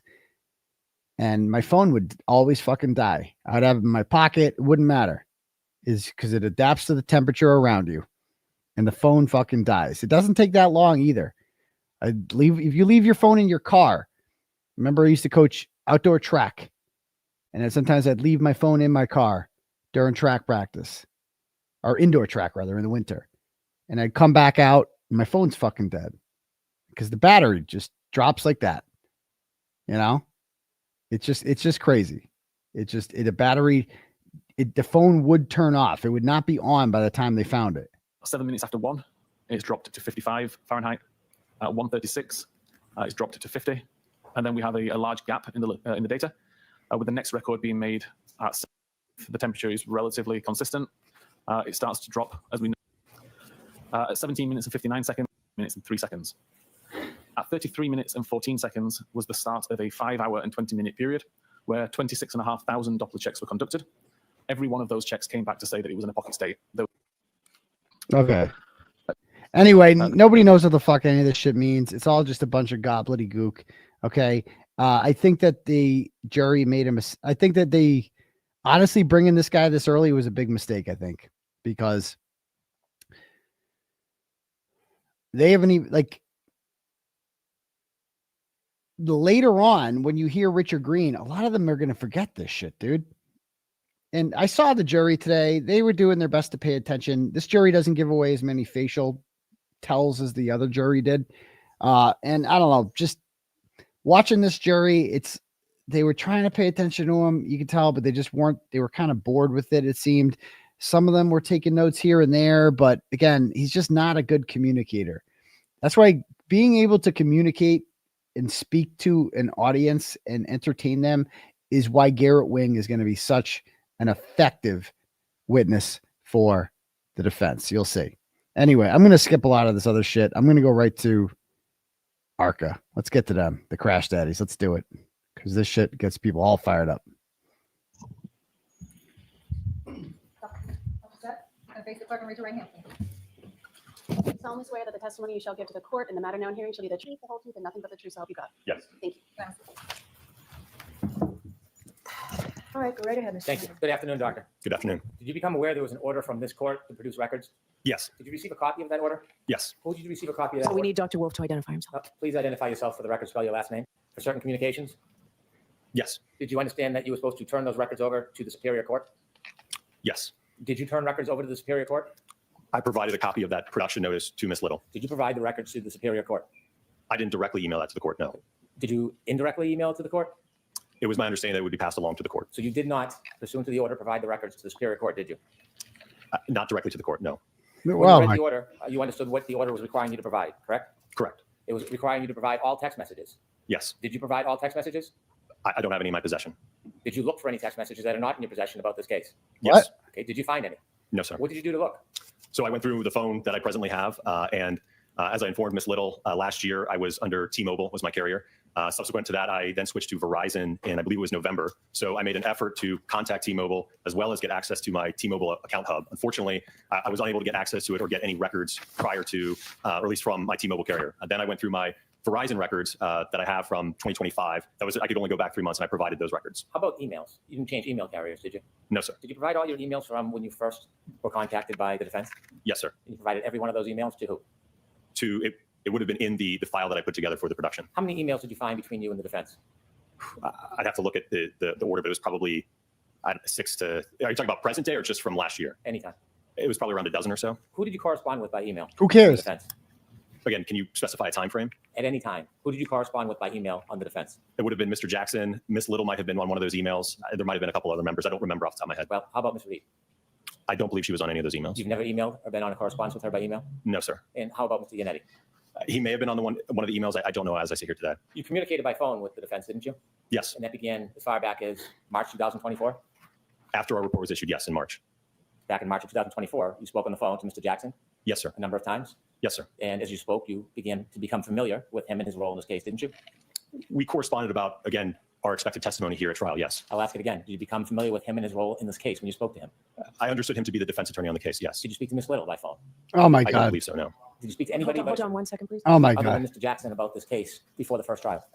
I don't believe so, no. Did you speak to anybody since then on Yes. the defense team? Who? I believe Ms. Little and Mr. 𝗍𝗍𝗄𝗍.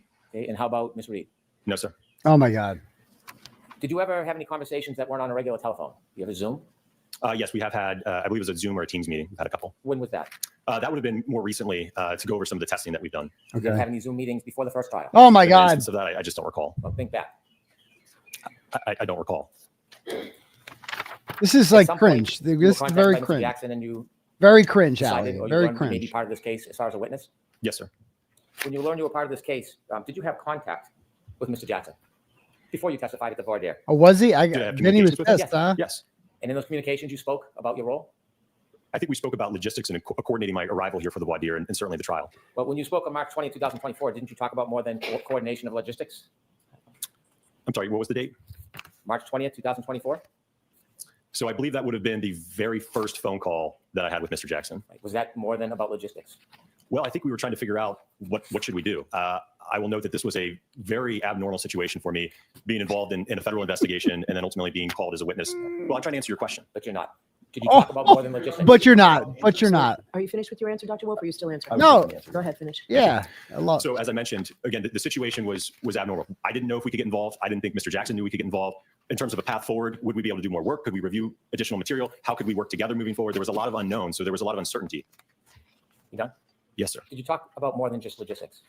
No, sir. Did you talk about fees or structures? I described to him our typical procedure when we intake a criminal defense case, right? There's typically a contract and retainer associated with that. So I described our normal procedure that takes place, yes. So you talked about fees and scheduling and costs, what you charge. I did talk about, yes, the contract and the retention letter. When you talked about that contract, there was a discussion, wasn't there, about them hiring you, paying you, or retaining you? Potentially, again, I prescribed our standard procedure. Why was it you were talking about fees and schedules if you didn't think that you were potentially going to get hired? Oh my God. Why were you talking about fees and scheduling and Oh. being paid at that point? Objection, Your Honor. I'm going to allow it. Oh my God. Again, because Mr. Jackson was interested, I believe, in calling us to testify at trial. So I explained to us the normal process. When a client reaches out and wants to engage us for trial testimony, that's typically, again, the procedure that we prescribe at ARCCA. So that's why I had that explanation to him. So you were talking to him about details about potentially being hired. Isn't that fair to say? I don't know about being hired. I think, again, him utilizing us in the trial as expert witnesses.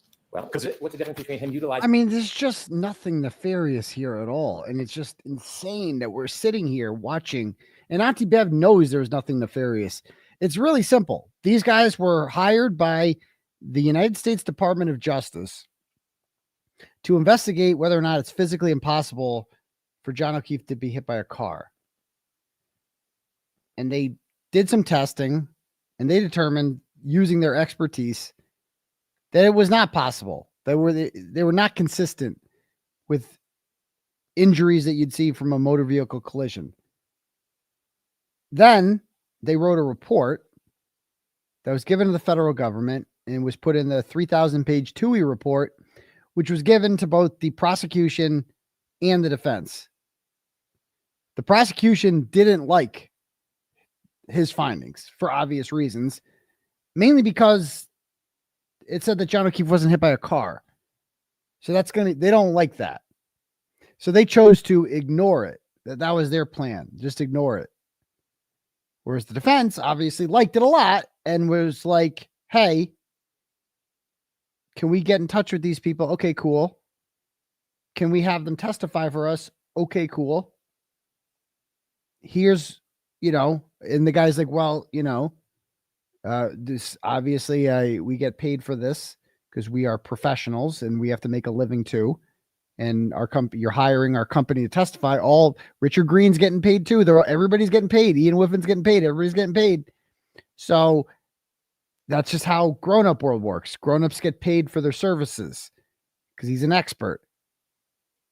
So there's really nothing to see here. And Hank is trying so hard to act like something nefarious has happened here. Oh, did you get paid? Were you talking about getting paid? But what? Motherfucker, if they said anything to the extent of John was hit by a car, you'd be hiring too. And you'd be paying him. Of course you would. You just don't like what they're saying. And notice at no point during this entire charade today did 𝗵𝗵𝗃𝗃 ask this guy about his findings, about John getting hit by a car. He didn't ask anything about that. At no point did he ask also, so did them paying you influence your testimony? Because he knows the answer to that one. And it's no. They didn't say, he didn't say that John wasn't hit by a car because the defense is paying him money. He said that John wasn't hit by a car because he's a fucking scientist. Okay? And this is what he does. And he makes determinations. You're going to have to pay him a lot more than $23,000 to get him to lie and say that Newton's laws of physics don't exist in Brian Albert's front yard, which is what he would have had to say. You and paying you for that utilization and him actually hiring you. What's the difference in your mind? Well, I think there is a difference because ultimately, after I got clarification from the Department of Justice, they indicated that they could not, the defense that sign any type of contract. There could not be any type of agreement or retainer. I'm not asking what you determined later. I'm talking about the conversation you had on March 20th, 2022, when you were speaking to Attorney Jackson. That's what I'm talking about, okay? Understand? I don't know. Understand? When you had a conversation on March 20th, 2022 with Attorney Jackson, I know, he's also on salary. Paid, compensated by Attorney Jackson or the defense for this case, didn't you? We did, like I said, I did explain to him our typical operating procedure when a client reaches out for trial testimony. I went over that with him, yes. I'm not talking about a client. I'm talking about this client. Did you talk about them potentially hiring or retaining you? So to work in rude. this case? That's the question I'm asking you. On March 20th, 2022, not the 22nd, not the 24th, March 20th, 2024, did you speak to Attorney Jackson about them potentially retaining or hiring you for this case? I spoke to him like I speak to any other client that would be interested in calling us as a witness. Okay. And so after you spoke to them, you spoke to representatives of the United States Attorney's Office, and you wrote an email back saying that you were going to put the conversation on hold. Is that fair to say? Correct, until I got clarification from them. And at some point it was on hold, right? At some point it resumed. Yes. When was that? That would have been towards, I believe, the end of April. The end of April. How was this relationship resumed? What was the conversation between you and anybody on the defense that resumed that relationship? I think that I reached out to Mr. Jackson. Like I said, I think it looks like about a month had passed, and I had let him know that I had spoken to the DOJ and got clarification on moving forward. So in April of 2024, you reached out to the defense and said that you had permission or a green light to move forward in the relationship with the defense in this case. I had clarification from the Department of Justice, yes. And that clarification allowed you then to work with the defense on this case. Not work with. We could be called on the defense's behalf to testify. And for that matter, the Commonwealth could have also contacted us and utilized us at trial as well. I loved how he threw that in there. He does it a bunch of times. Yeah, you guys also could have called us too, but you didn't. And he never addresses that. But yeah, I loved when he threw that one in there. You guys also could have used us, but you didn't. If they should, please. So when did you become an advocate for the defense? What? Oh, look at that. Like, do you feel like you're an advocate for the defense? No, sir. You sure about that? Sir, I'm on the science and yeah. Are you sure about that? Oh, actually, now that you put it that way, I actually am an advocate for the defense. A perfect answer there would have been, sir, I'm an advocate for the truth. And I can't help what side the truth favors. If you believe that the truth favors the defense, then maybe you guys shouldn't be doing this case at all. I don't know. That's a lawyer thing. I don't do lawyer. I'm just a science guy. In the analysis that I've done, that's the side that I'm on. You sure are. Because after that 424 call, well, you sure are. The United States Attorney's Office gave permission for you to be called as a witness. You called them again that day, didn't you? Or they called you on the main line? We may have exchanged a couple calls that day, yes. Well, you did exchange a couple calls that day because we have at least some records. And when you called later that day, after telling them that you had permission, they could use you as witnesses, what did you talk about? Do you have the records I could take a look at just so I could see what you're referring to? Do you remember having calls after you called Attorney Jackson and said you had the green light from the U.S. Attorney's Office? Do you remember having further calls that day? I think we had a couple brief conversations, yes. Okay. When you think about it, do you remember them, or are you just saying you think what you don't know? I don't remember. I remember that there was one conversation, I believe in early May, that I had with Mr. Jackson, in which we engaged in a conversation where I gave him more information about my background, who ARCCA was as a whole. I think we even got stuck a little bit about my family, my 4 kids and things of that nature, but it was a call about background and qualifications. We're still back in April. You're moving ahead to May when you first started billing. I want to talk about back in April. Do you remember having conversations on April 24th with Mr. Jackson? Do you remember that? I'm going to allow that. I remember that there were conversations, yes. Specifically what they were too. I remember, I think they were brief, but I don't remember the specifics of them, no. Well, in the brief conversation, what do you briefly remember about that brief conversation? Oh my God. Well, as I mentioned, I think I had finally received clarification from the DOJ, so I think I was letting him know that I had received that clarification. Sir, you said that was the first call. There were more than one call. There was then 2 calls to the main line. What did you discuss with him during those calls? Well, to be honest with you, the call to the ARCCA main line, I don't even know if I spoke with him. That's just to the main line, not to me directly. So he could have spoken to a receptionist who then tried to get a hold of me, right? So I don't know if that specific call to the main line was to me or someone else at ARCCA. Well, this is a new relationship, right? You're working on a contract with the federal government. You have only spoken to Mr. Jackson, according to you, twice. You don't remember the early conversations with them and what they were about? I'm sorry, are we talking about now at the end of April Yeah, still? I'm still talking at April. April 24, 2024. Yeah, as I just discussed with you, from what I recall, it was relaying to him the clarification that I got from the Department of Justice. Right, but that doesn't take more than one call, does it? I don't know. He may have been in court. There might have been some phone tag. I don't know, sir. Well, there was a 9-minute call on April 24th, and then there's 2 calls to the ARCCA main line, 3 minutes and 2 minutes. Do you remember any of those calls? Again, when you say 3 minutes and 2 minutes, that makes it sound like, in all likelihood, he contacted the ARCCA main line, got a hold of a receptionist or my project manager, and couldn't get a hold of me. Are you just making that up, or that's what happened? Yeah, I'm just making it up. That is my best guess. I don't recall from a year ago. We're not asking you to guess. I'm asking for your testimony. I mean, this is real. Look at it. He's just like, is this guy fucking for real right now? This is the best you have, dude. You're that scared of Daddy Wolfe's testimony and what he's going to say, that John wasn't hit by a car, that you're like badgering him about, like, what did you talk about at this time? Like, this is the best that you got, Spanky. Yikes. That's what I recall, sir. You recall him calling a secretary on the main line? That's what you recall? He very well could have. I just don't know, sir. But you're making a representation that you recall him using a secretary in the main line. I'm asking what you actually did and actually said. Do you remember speaking to Mr. Jackson or anybody on the defense team after that initial call back on April 24, 2024? Do you remember those 2 phone calls? Objection, Your Honor. So let's get an answer. I don't remember those phone calls specifically, no, sir. Next Do question. you remember the phone call on April 30th, No. 2024? Do you remember that one? I don't remember that call, No, why the fuck did I remember that? Do you remember the call on May? A little bit more about ARCCA, my background, my education, qualification, the kind of casework that I do. In this case, during that 40-minute conversation?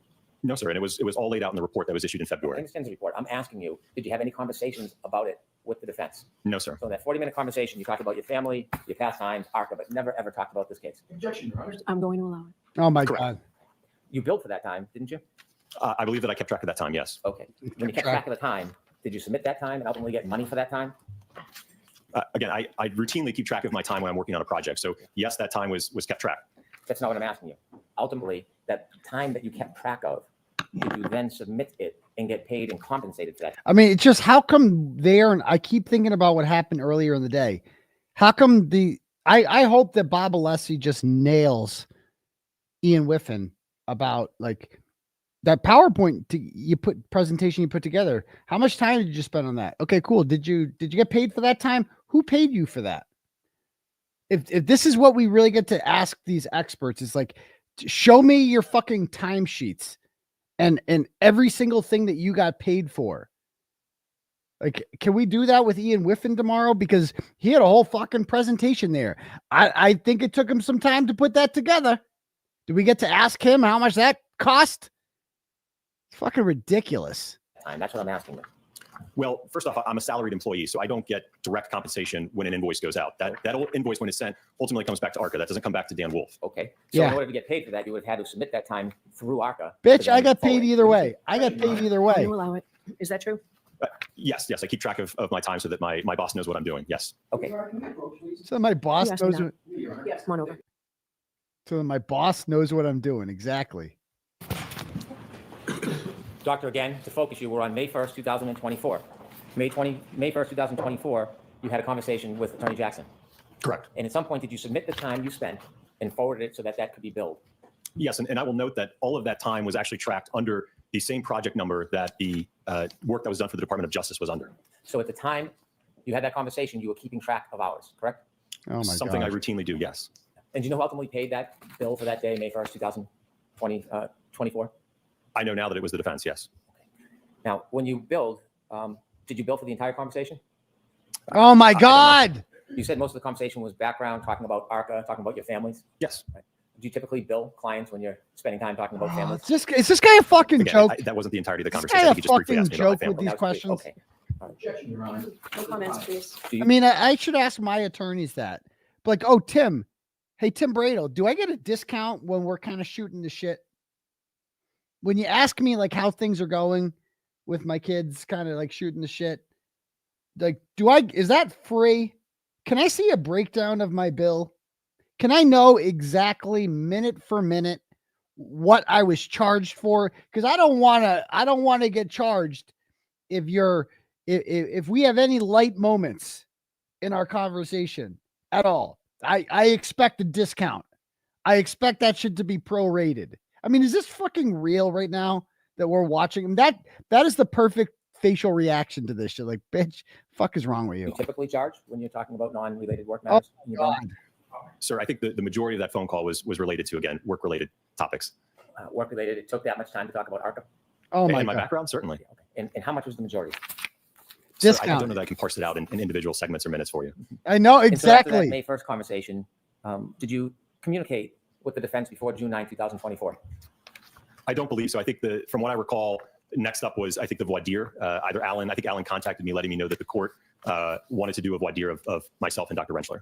And you mean Alan, you mean Attorney Jackson? Yes, sir. You became friendly. I guess first name basis, is that what you're referring No, to? I'm saying, did you become friendly? No, I wouldn't say that we were friends. I didn't ask if you're friends. I said, did you become friendly? I talked to him like I talked to all of the attorneys that I work with, sir. Here we What go. would you call me if you were going to address me? Bitch ass trigger. That's what I'd call you, Spanky. Bitch ass trigger. That's what he's thinking. What would you call me? He's like, ooh. You don't want to know. Bitch ass trigger. That's what you are. Oh my God. That's what I'd call you. Douche canoe. Captain fuck around, find out. I don't know. Like, by the way, are we finding out yet there? Catherine Loftus, is this the find out part? Is this what we're so dangerous? He looks really flustered. Dr. Wolfe seems really flustered. And I like how, by the way, throughout his entire testimony, Ian Whiffin referred to Jennifer McCabe as Jen. Jen's phone. Jen. Oh, so they're not Miss McCabe. No, Jen.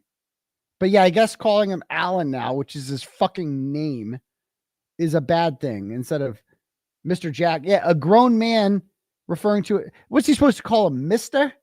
Mr.? I mean, they're both well respected. To me, Mr. is something you call somebody who's more respected than you. Like it's a sign of reverence calling someone Mr. It's what you call your teachers, Mr. It's like, this guy's got a fucking PhD in biomechanics. I think he doesn't have to call Alan Jackson Mr. He doesn't. I don't even call him that. Probably Mr. Brennan. So, do you remember the next time you spoke to Alan? As I mentioned, it probably would have been sometime in early or mid-June. Going into June, you were keeping track of all your communications with Attorney Jackson or anybody from the defense, weren't you? I don't know if you mean, what do you mean by keeping track? Oh, do you have a folder where you make notes when you have communications with an attorney and discuss issues? No, sir. You don't make notes? Not for brief phone calls, no. For your billing, do you save phone records or text messages so you have some collateral evidence about the billing? No, not when it's things about, again, logistics and traveling and scheduling, no, sir. And by the way, when you put together your phone records and text messages that you sent to the court in response to the court order, did you have actual records? What do you mean in terms of actual records? Well, I see like a summary chart that was developed. Who developed that summary chart? So that was, again, as I mentioned Your earlier, mama. I was unfortunately unable to pull anything from T-Mobile. I just could not get access. Then what I did is I logged into my personal. God. Well, I provided the spreadsheet, which was pulled from the records. I would have had to redact from last year. Yes. Yes. After you had text messages with the defense, did you delete those texts? Yeah, after the trial concluded, I mean, that's something I routinely do. I'm not going to keep texts from Mr. Jackson, especially now that we're past a year. I would have no reason to keep this, sir. I'm not asking for the excuse. I'm asking if you did it. Did you delete texts? Again, it's something that I typically do. I communicate with attorneys. I mean, this guy's really acting. You represent Brian Higgins and Brian Albert, who destroyed their SIM cards and their phones in separate trash bags and drove them to a fucking army base. And Jennifer McCabe, who deleted all of her phone calls from that morning, 18 of them, I believe, her Google searches, all this shit. And you're going to sit here and be like, there's something nefarious about deleting text messages, which, by the way, I used to do it all the time until I just upgraded. Now I got crazy amounts of storage. I have like 40,000 pictures on my phone. I used to have to I had regular storage like a poor person back in the day. But now I'm grifting so I can get unlimited storage now on my phone. But back in the day, I used to always have to delete messages because you'd look at like what's taking up all the space in your phone and the data. It's like, oh shit, it's like 50% are text messages. All right, well, I guess, and then you're like, oh man, this is a whole conversation here. But I guess I'll just delete it. And then fucking space opens up. That's why people delete text messages. It opens up space in your phone. All the time, whether it's for trial or inspections. I don't have a habit of keeping a text chain about scheduling or meeting or, hey, can we meet at this time or show up here? I just don't have a habit of keeping that type of text. So he's not my friend, sir. So you didn't delete texts? What? I think I just told you that, yes, I did delete the text. No, you didn't tell me, but you just did now. Thank you. Oh my God. That's not what he literally admitted that he deleted the texts earlier on. No, you didn't. Oh, he's such a bitch. How many texts did you delete in communications with the defense? I don't know the number, sir. You don't know the number? I don't have the text. So you're asking me over a year ago almost about text messages. I don't recall how many there were. All right. Was it 10, 100, 1,000? How many were there? Of ones that I sent? No, not just what you sent. Either way, back and forth. Probably, I don't know, maybe around 100 or so.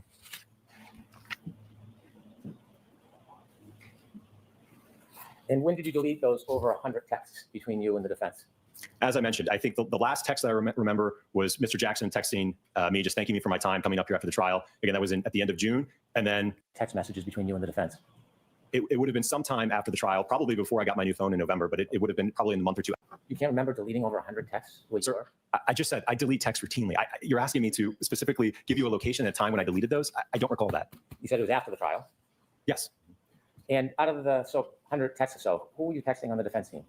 I believe it would have just been Mr. Jackson on that. Did you ever communicate by any other means? Oh, here we go. Signal or an Here we application? go. Signal. During the time of the trial? Anytime. Yes, sir. With the defense? Yes.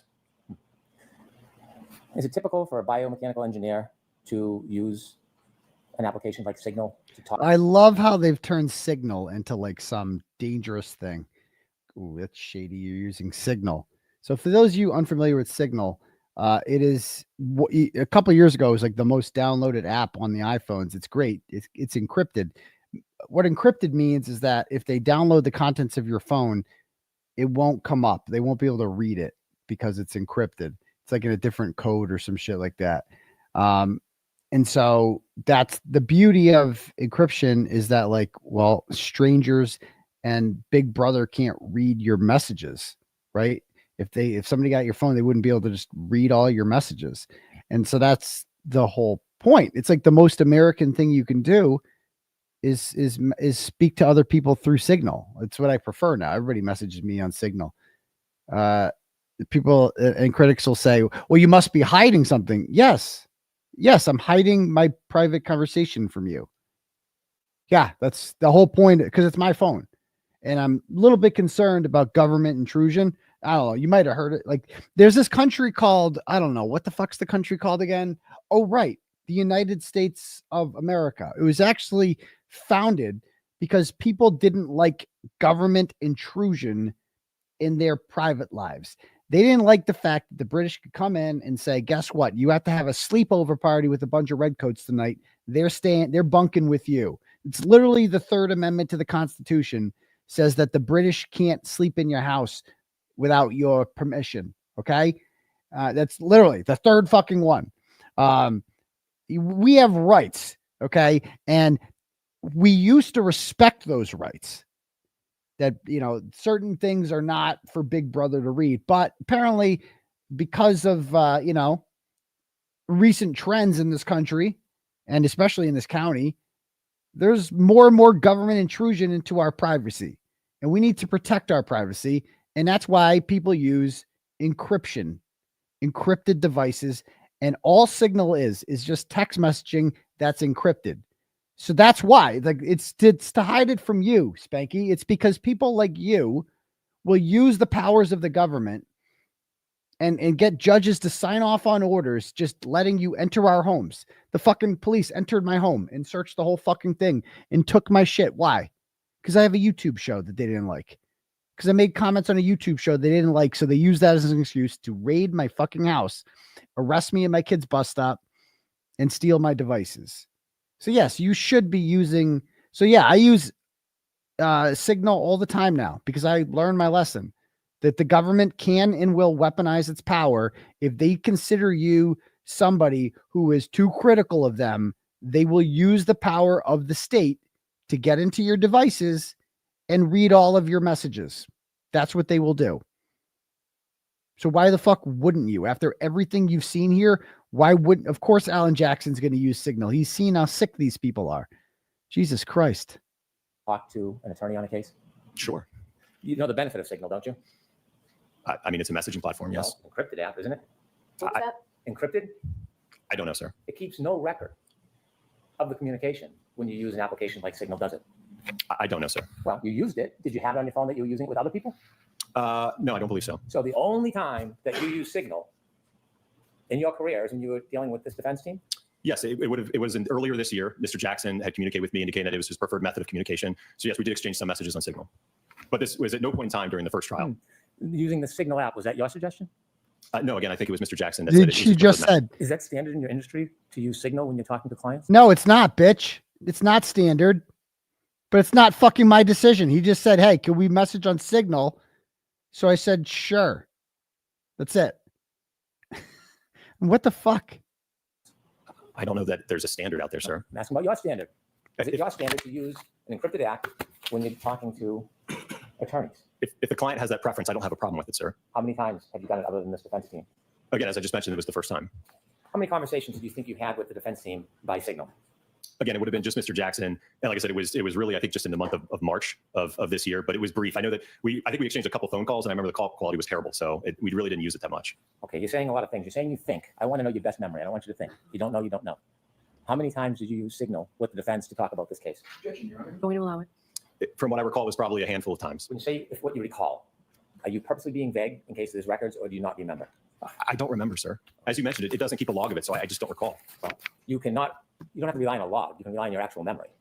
Right. I'm telling you that I didn't keep track of it, Oh so I my don't God. know the best estimate I can give you. How long were the conversations on Signal? The 4 to 5 times? I think they were pretty brief. I'd say probably around 5 minutes or so. You think each one was 5 minutes? Oh my God. How confident are you the times were between 4 and 5 minutes? Oh my All God. of the records to your honor. You knew that one of the important things you need to respond to were communications between you and the defense for her honor to consider, right? Yes. And Signal is a communication, isn't it?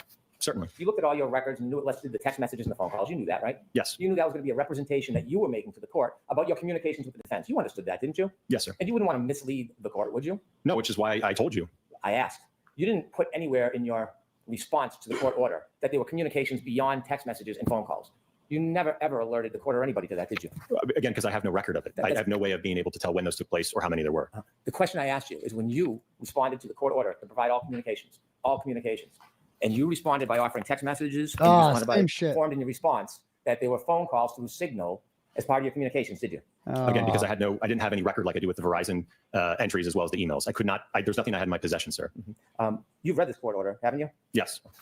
Did you understand when the court was looking for all communications, it meant all communications? And I provided everything that I have in my possession, sir. During those 4 to 5 Signal communications, did any of these occur before the end of the last trial? I'm sorry, can you repeat that? Did any of these Signal communications? For this year? Nope. Prior to the end of the last trial, during the last trial, did you have an agreement with any entity that was going to pay for your costs? No, sir. So you had no agreement that you were going to be refunded or compensated for your costs? No. Did you have any agreement that you were going to be compensated for your time? No. So when you were asked to come out and testify in this case, tell me, did you think that the defense was going to compensate you for the cost of you coming out here? I had no idea who was ultimately going to pay the invoice, if an invoice was even sent. Did you think that you were coming out here to testify for free? Again, I don't know who was going to pay the bill. I'm not. That's not what I'm asking you. I want to know, after having these conversations with the defense, and they asked you to come out here, did you expect to be compensated for your time?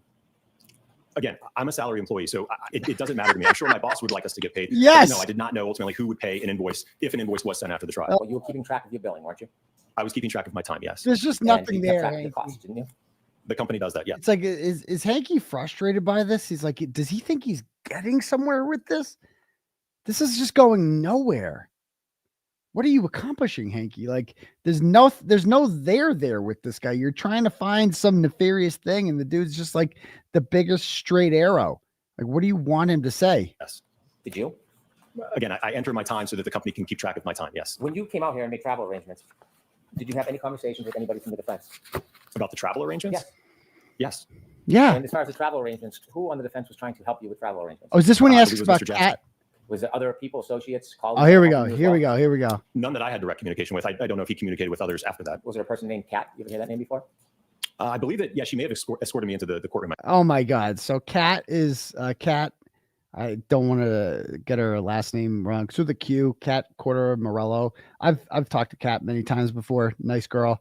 She lives down in Florida, and she is Karen's friend from high school, I believe.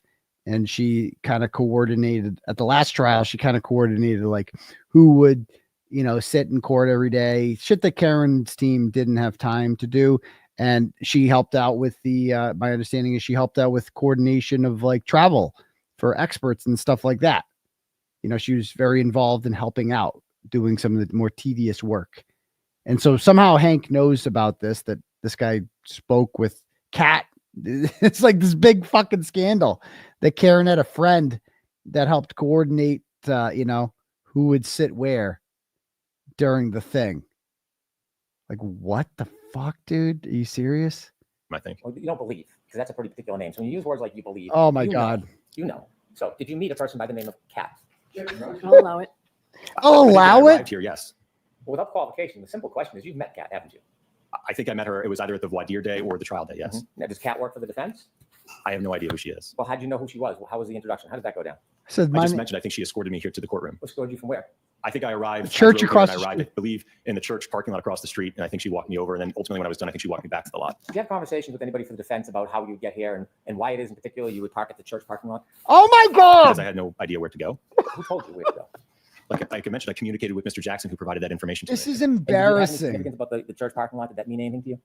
No, he just indicated, I think, that they had reserved it and it was a spot that I could park my vehicle. Okay. And when you got there, did you meet with anybody from the defense?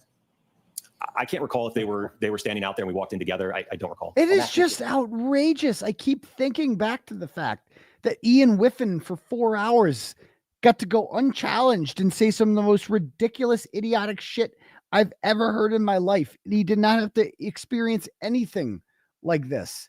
This is so disgusting what they're doing to this man. This guy's like a well-respected, distinguished person. And he's just like, thank fucking God I don't live in that clown state. That's what we look like. We look like a fucking clown state right now because we are. This is a joke. The fact that this clown judge is sitting here allowing this man to be harassed inner courtroom for no fucking reason. It's accomplishing nothing. He's really asking where he fucking parked. You've met them, not whether you walked in together. I'll ask it again. When you arrived after these plans were made, did you meet with the defense before you came into court? On the voir dire day, I can't recall if the defense was out there. I think on the day of trial, I think I met Mr. Jackson and maybe a couple other members of the defense team. Well, when you say you think, this was a pretty remarkable event coming to this trial, wasn't it? Oh my God. Pretty remarkable event, this trial, wasn't it? It's unique, yes. Yeah, it's unique. And so when you came here, having had all these conversations with Attorney Jackson, you don't remember if you met him before you came in for voir dire or came in for trial? You don't remember if you met him? Well, like I said, I think for the voir dire, I think he was already, I believe, in the courthouse. So I think the first time I actually shook his hand and met him was the day of the trial, if I'm not mistaken. Okay. And tell me, is that near the church parking lot that you met with them? I'm sorry, which question? Was it near the church parking lot where you met with them? Yes. Okay. You shook his hand. This is meeting face to face, right? Yes. Yes? Yes. Yes. Did you have a conversation about the case? I don't believe so, no. When you say you don't believe so, do you think Oh my God. about the case?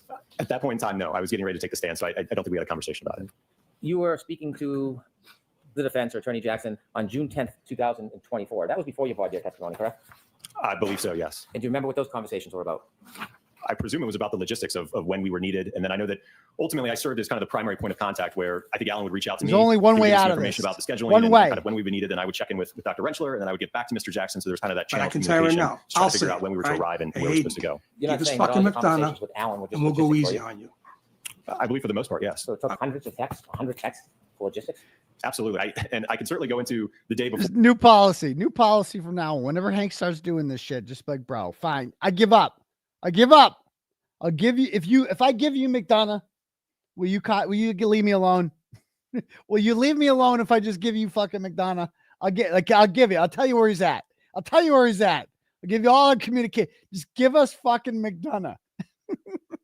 Is that what this is all about? He just wants us to give us McDonough, and eventually we'll crack. Just do it. Just fuck. But I can tell you right now, I'll say it, right? Hey, Aidan, give us fucking McDonough, and we'll go easy on you.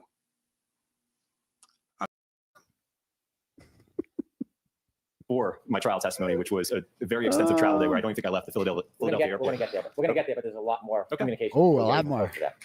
Okay. Do you remember on June 10th having conversations with Attorney Jackson? I do remember that there was conversations, Okay. yes. Now, June 10th is 8 days before your testimony. Did you ever talk about an outline of your testimony or what your testimony would be? No, sir. You ultimately have more conversations on June 16th. Do you remember those conversations on June 16th? Not specifically, no. You don't remember them specifically? Do you remember whether or not you talked about the case with Attorney Jackson on June 16th? We did not talk about the case, no. Did you ever email with Attorney Jackson around that time? In June 10th? Before your voir dire? 18th. Oh my God. Okay. Do you, even though you're not going to meet them? Yes. You had to testify, or you testified on the 24th? That sounds right. You had a number of phone calls before the 24th. You had a series of phone calls on the 17th, 2 on the 18th, 2 on the 19th. Do you know what any of those were about? I think it was about the logistics of arriving here because I know that I was going to, as opposed to driving, I was going to fly in this time. Oh, Okay, my how God. about the 21st and 23rd? There's a call on the 21st and 2 on the 23rd. Did you talk about the case? No. And so when you came into trial to testify, you were just relying on the opinions you had already provided in the past? That were written in the February 12th report of 2024? Yeah. Who wants Yes. to tell And it? you had not talked about the case with Attorney Jackson or any member of this team? No, it was all in the report, and that's ultimately what I testified exactly to at the time of trial in the voir dire, sir. And you did not talk to Attorney Jackson or anybody else about the case? No, sir. Edward? Yes. Sent to him. But he never asked this of me, and we never discussed it. So you sent him what you thought would be the best questions and answers that he asked you to testify? So this is something I routinely do when I work with attorneys, okay? I prepare this on my own to prep myself and prepare for trial. Again, as I mentioned, this is something that I do internally to prepare. I sent that to him the evening before I testified at 6 p.m. I presume that he already had his direct examination done at that point. So I sent that to him, yes. That's a lot of answers other than the one for my question. Oh my God. The one for my question. Hold the comments, please. My question was, you had communications offering information to the defense before you testified in a way that you thought would help the testimony, didn't you? Well, first off, I have no idea if he even read it or utilized anything from it. But that's not really answering the question I just asked, is it? Can you repeat the question? Of course I can. So when you sent a direct examination to Attorney Jackson before your testimony, you communicated with Attorney Jackson, providing information that you thought would best help your testimony in court. Well, I think ultimately it's to help the jury understand my report and my analysis. You think it's helpful not answering the question and just diverting every time I Oh answer my something? God. Do Oh my you want to God. answer my question or do you want me to move on? I think I answered your question. I don't think you did. So I'll ask it one more Oh, time. I don't think you did. It's so improper. It's so improper. I don't think you did. Nobody gives a fucking thing. Who cares what you think, Hank? I thought you're supposed to ask questions, not comment. He was given so many chances today. She kept saying, Mr. Oh, it's just please stop that. That's what I mean. This woman has no control of her courtroom at all. You can do whatever you want in here. And she'll just be like, no, please, no more, Mr. Brennan, no more. Unless you're fucking Alan Jackson, then you get sanctions on you. And a gag order. No comments, please. Do you think that providing a direct examination to the defense before you testified is in any way assisting preparing for your testimony? Again, I don't know if he even utilized it, sir. And certainly if the Commonwealth had reached out, they could have gotten a copy of that. Oh, there it is. It would have been the same exact outline whether I testified on behalf of the defense or on behalf of the Commonwealth. Zing. You don't want to answer my question? I just did. Did you ever make any comments or discuss the outline that you provided to the defense to help better the testimony for the defense? I did put comments, yes. When I just showed you that document, you said you just sent it because this is a standard thing. Why didn't you just tell us that you made comments that would assist the defense? Why didn't you share that when I just asked the question? I don't understand your You question. don't understand my question. I asked you about the outline, the direct examination you provided to the defense, and you gave me a response that this is something typical, but it's just an outline. You wouldn't answer whether it would help the defense or not, but the reality is you were assisting the defense, isn't it? I'm going to allow that. You were making suggestions to help the defense, weren't you? Sir, it wasn't to help the defense. It wasn't to help anyone but the jury understand things. As I just mentioned, that outline, if it was asked if I had sent one to the Commonwealth, you would have gotten the exact same copy. You didn't send one to the Commonwealth. The Commonwealth never reached out to us, sir. So Yes, that's like the third time you meant to never reach out to us, sir. It's like, yes, my entire report definitely helped the defense because the truth helps the defense. That's the thing about it, is the truth helps them. So what does that tell you, 𝗫𝗍𝗍? Said in this is there was a question about, so not being able to inspect the vehicle is something that is not uncommon in your line of work, and you wrote back, absolutely not, correct? Correct. And you made a comment to assist the jury, according to you, only to assist the jury. Not sure if you want to put this somewhere under direct examination. I have a feeling they're going to argue I didn't personally inspect the vehicles. I had enough information from the material I reviewed, so it wasn't necessary. Need to show jury it doesn't matter in this case. Were those your comments to the defense before your testimony?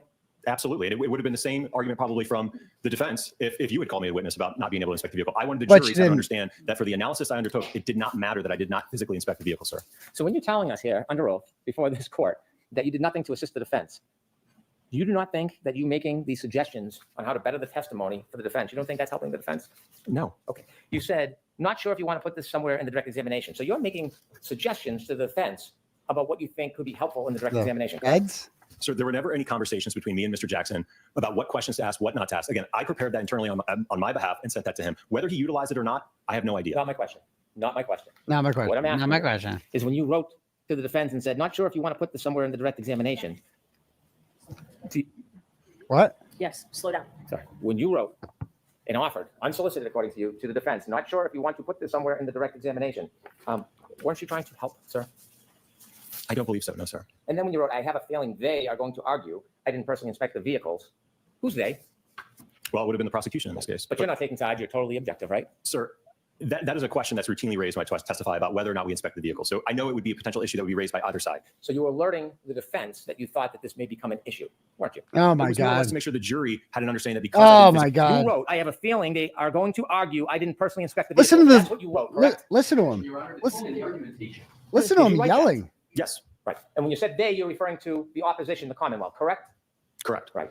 And you offer an explanation or a way to deal with what the Commonwealth may confront you with, don't you? Like, notice at no point is Bev saying, can we tone it down a little bit? Can you relax? Can we chill with the hyperbole? Because lest I remind you that this was what she said to David Yannetti on June 10th of last year. And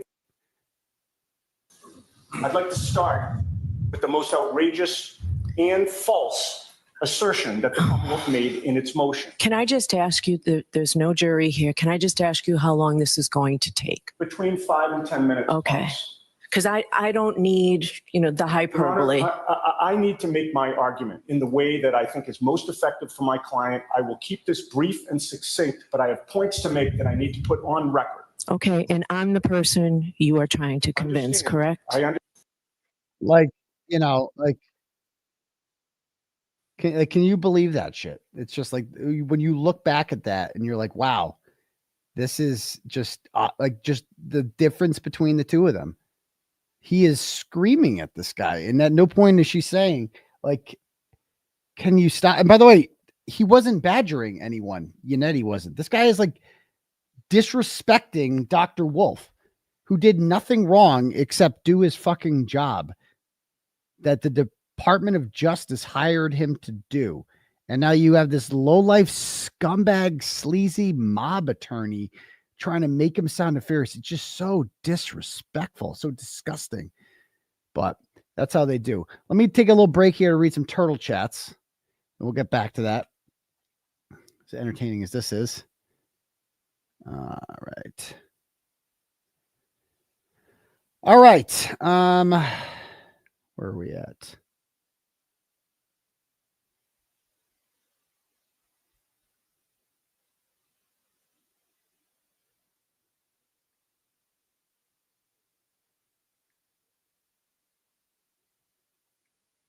All right. MK sends $10 and goes, the McAlberts gave KP a Burger King gift card to place the rock there. Free Care Read, free Turtleboy. People love this rock.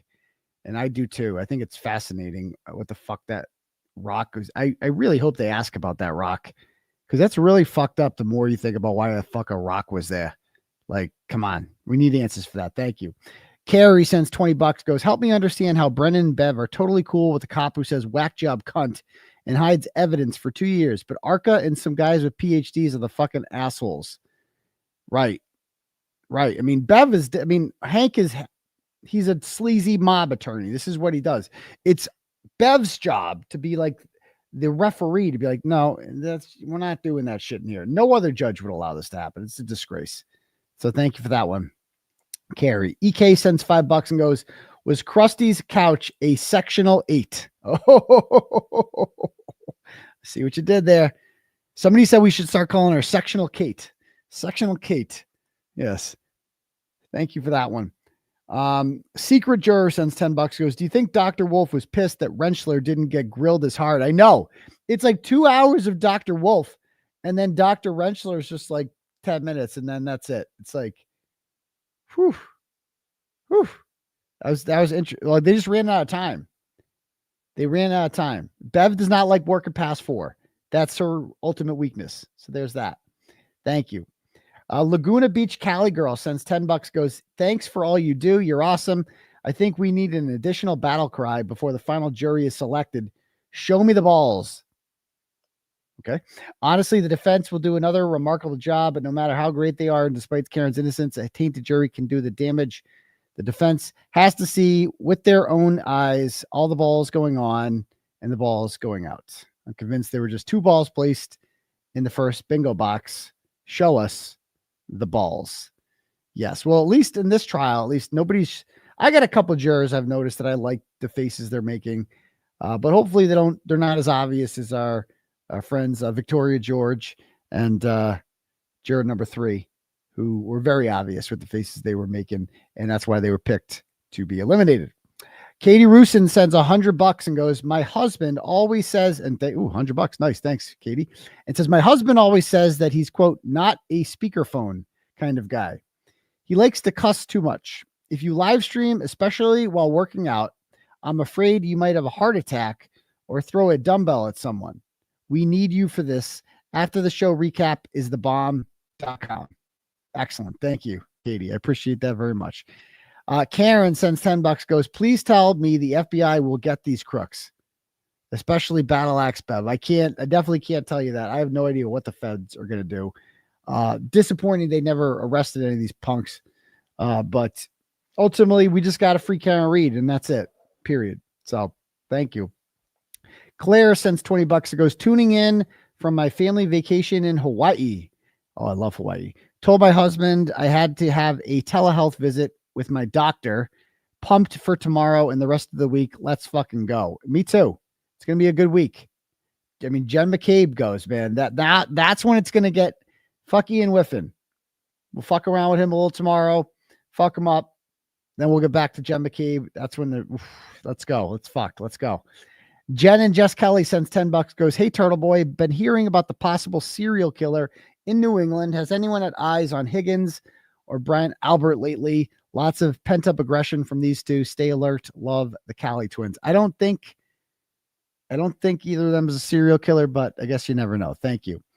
Jess Svedine from Boots on the Ground sends $25 and goes, 90s glow in the dark boots on the ground party.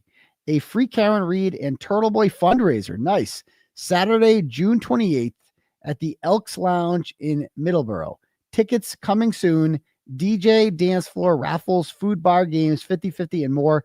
Let's fucking do it. June 28th. That's a while away. It's like 2 months away. But the trial still could be going on by then. And hopefully we'll see if mine are still going on too. We'll see. So thank you, Jessica. Emily sends $5, goes, just said, because you haven't said it this in a minute, but pull up. Yes, pull up, bitch. Pull up. 𝗵𝗄𝗍𝗃𝗍 sends $10, goes, the only thing I liked about Whiffin's testimony was hearing him say, how long Ty die in the kicked and Haas long to die in cold repeatedly. Right. Thank you. Erica sends $6 and goes, I never catch you at the exact live moment. I'm so happy. I wish I could give you $6 grand.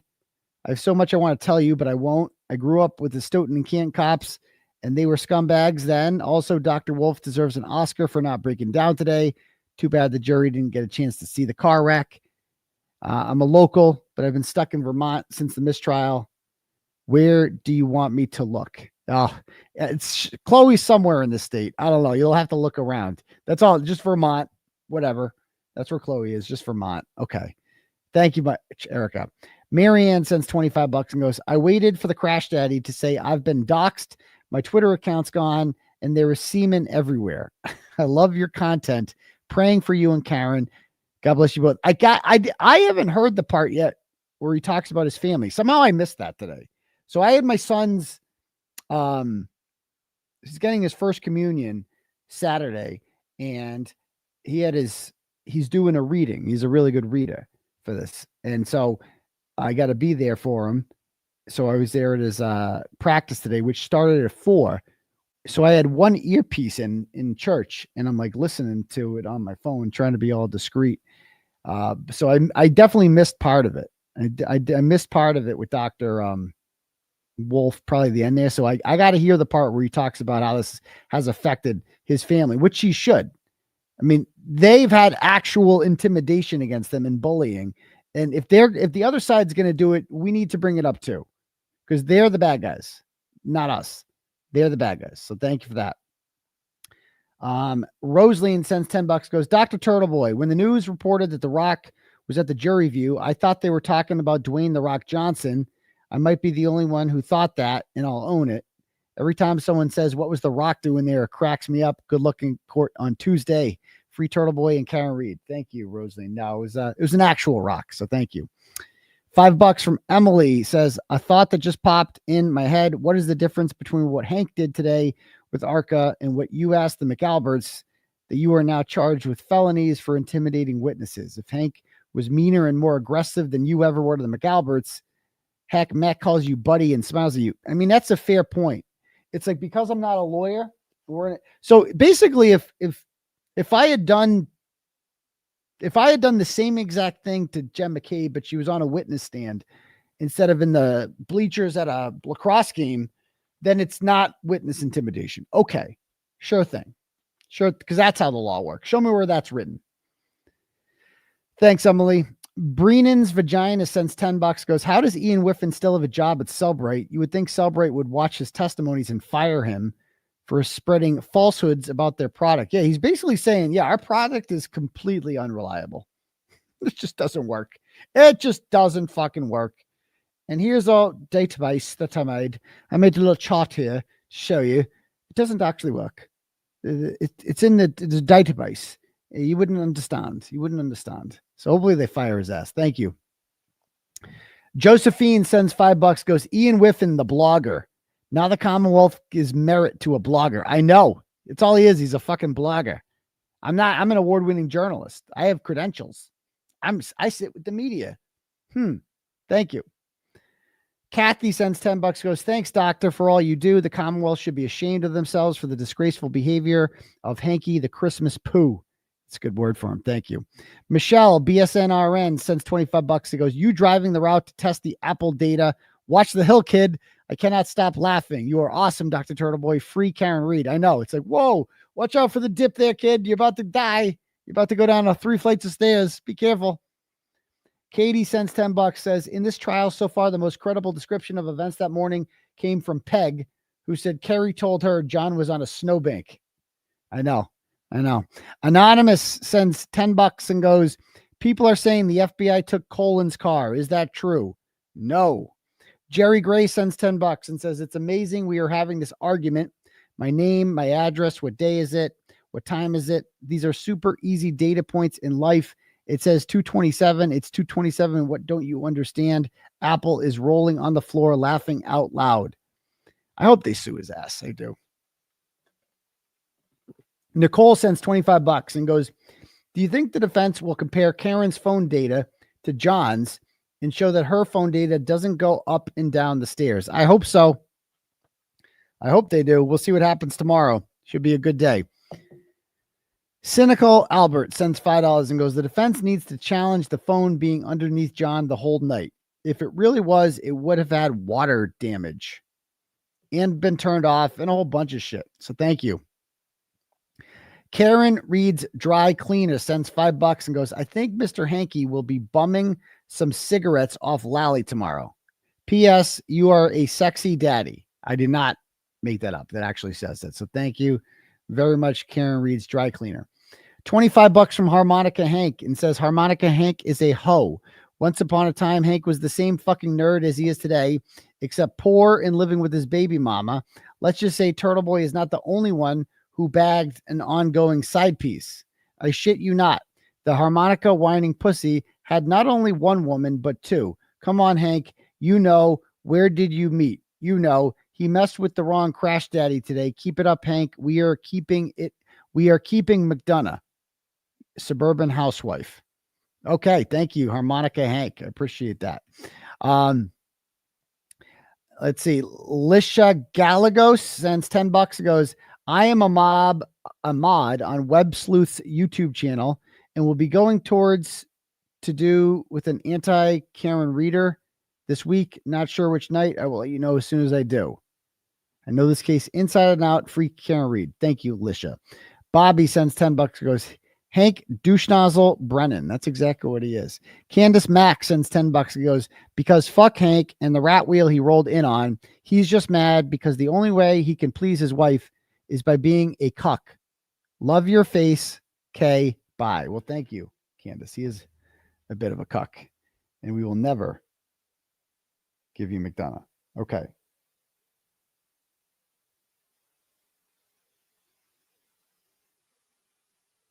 Let me see some cash apps here. $10 from EMC says,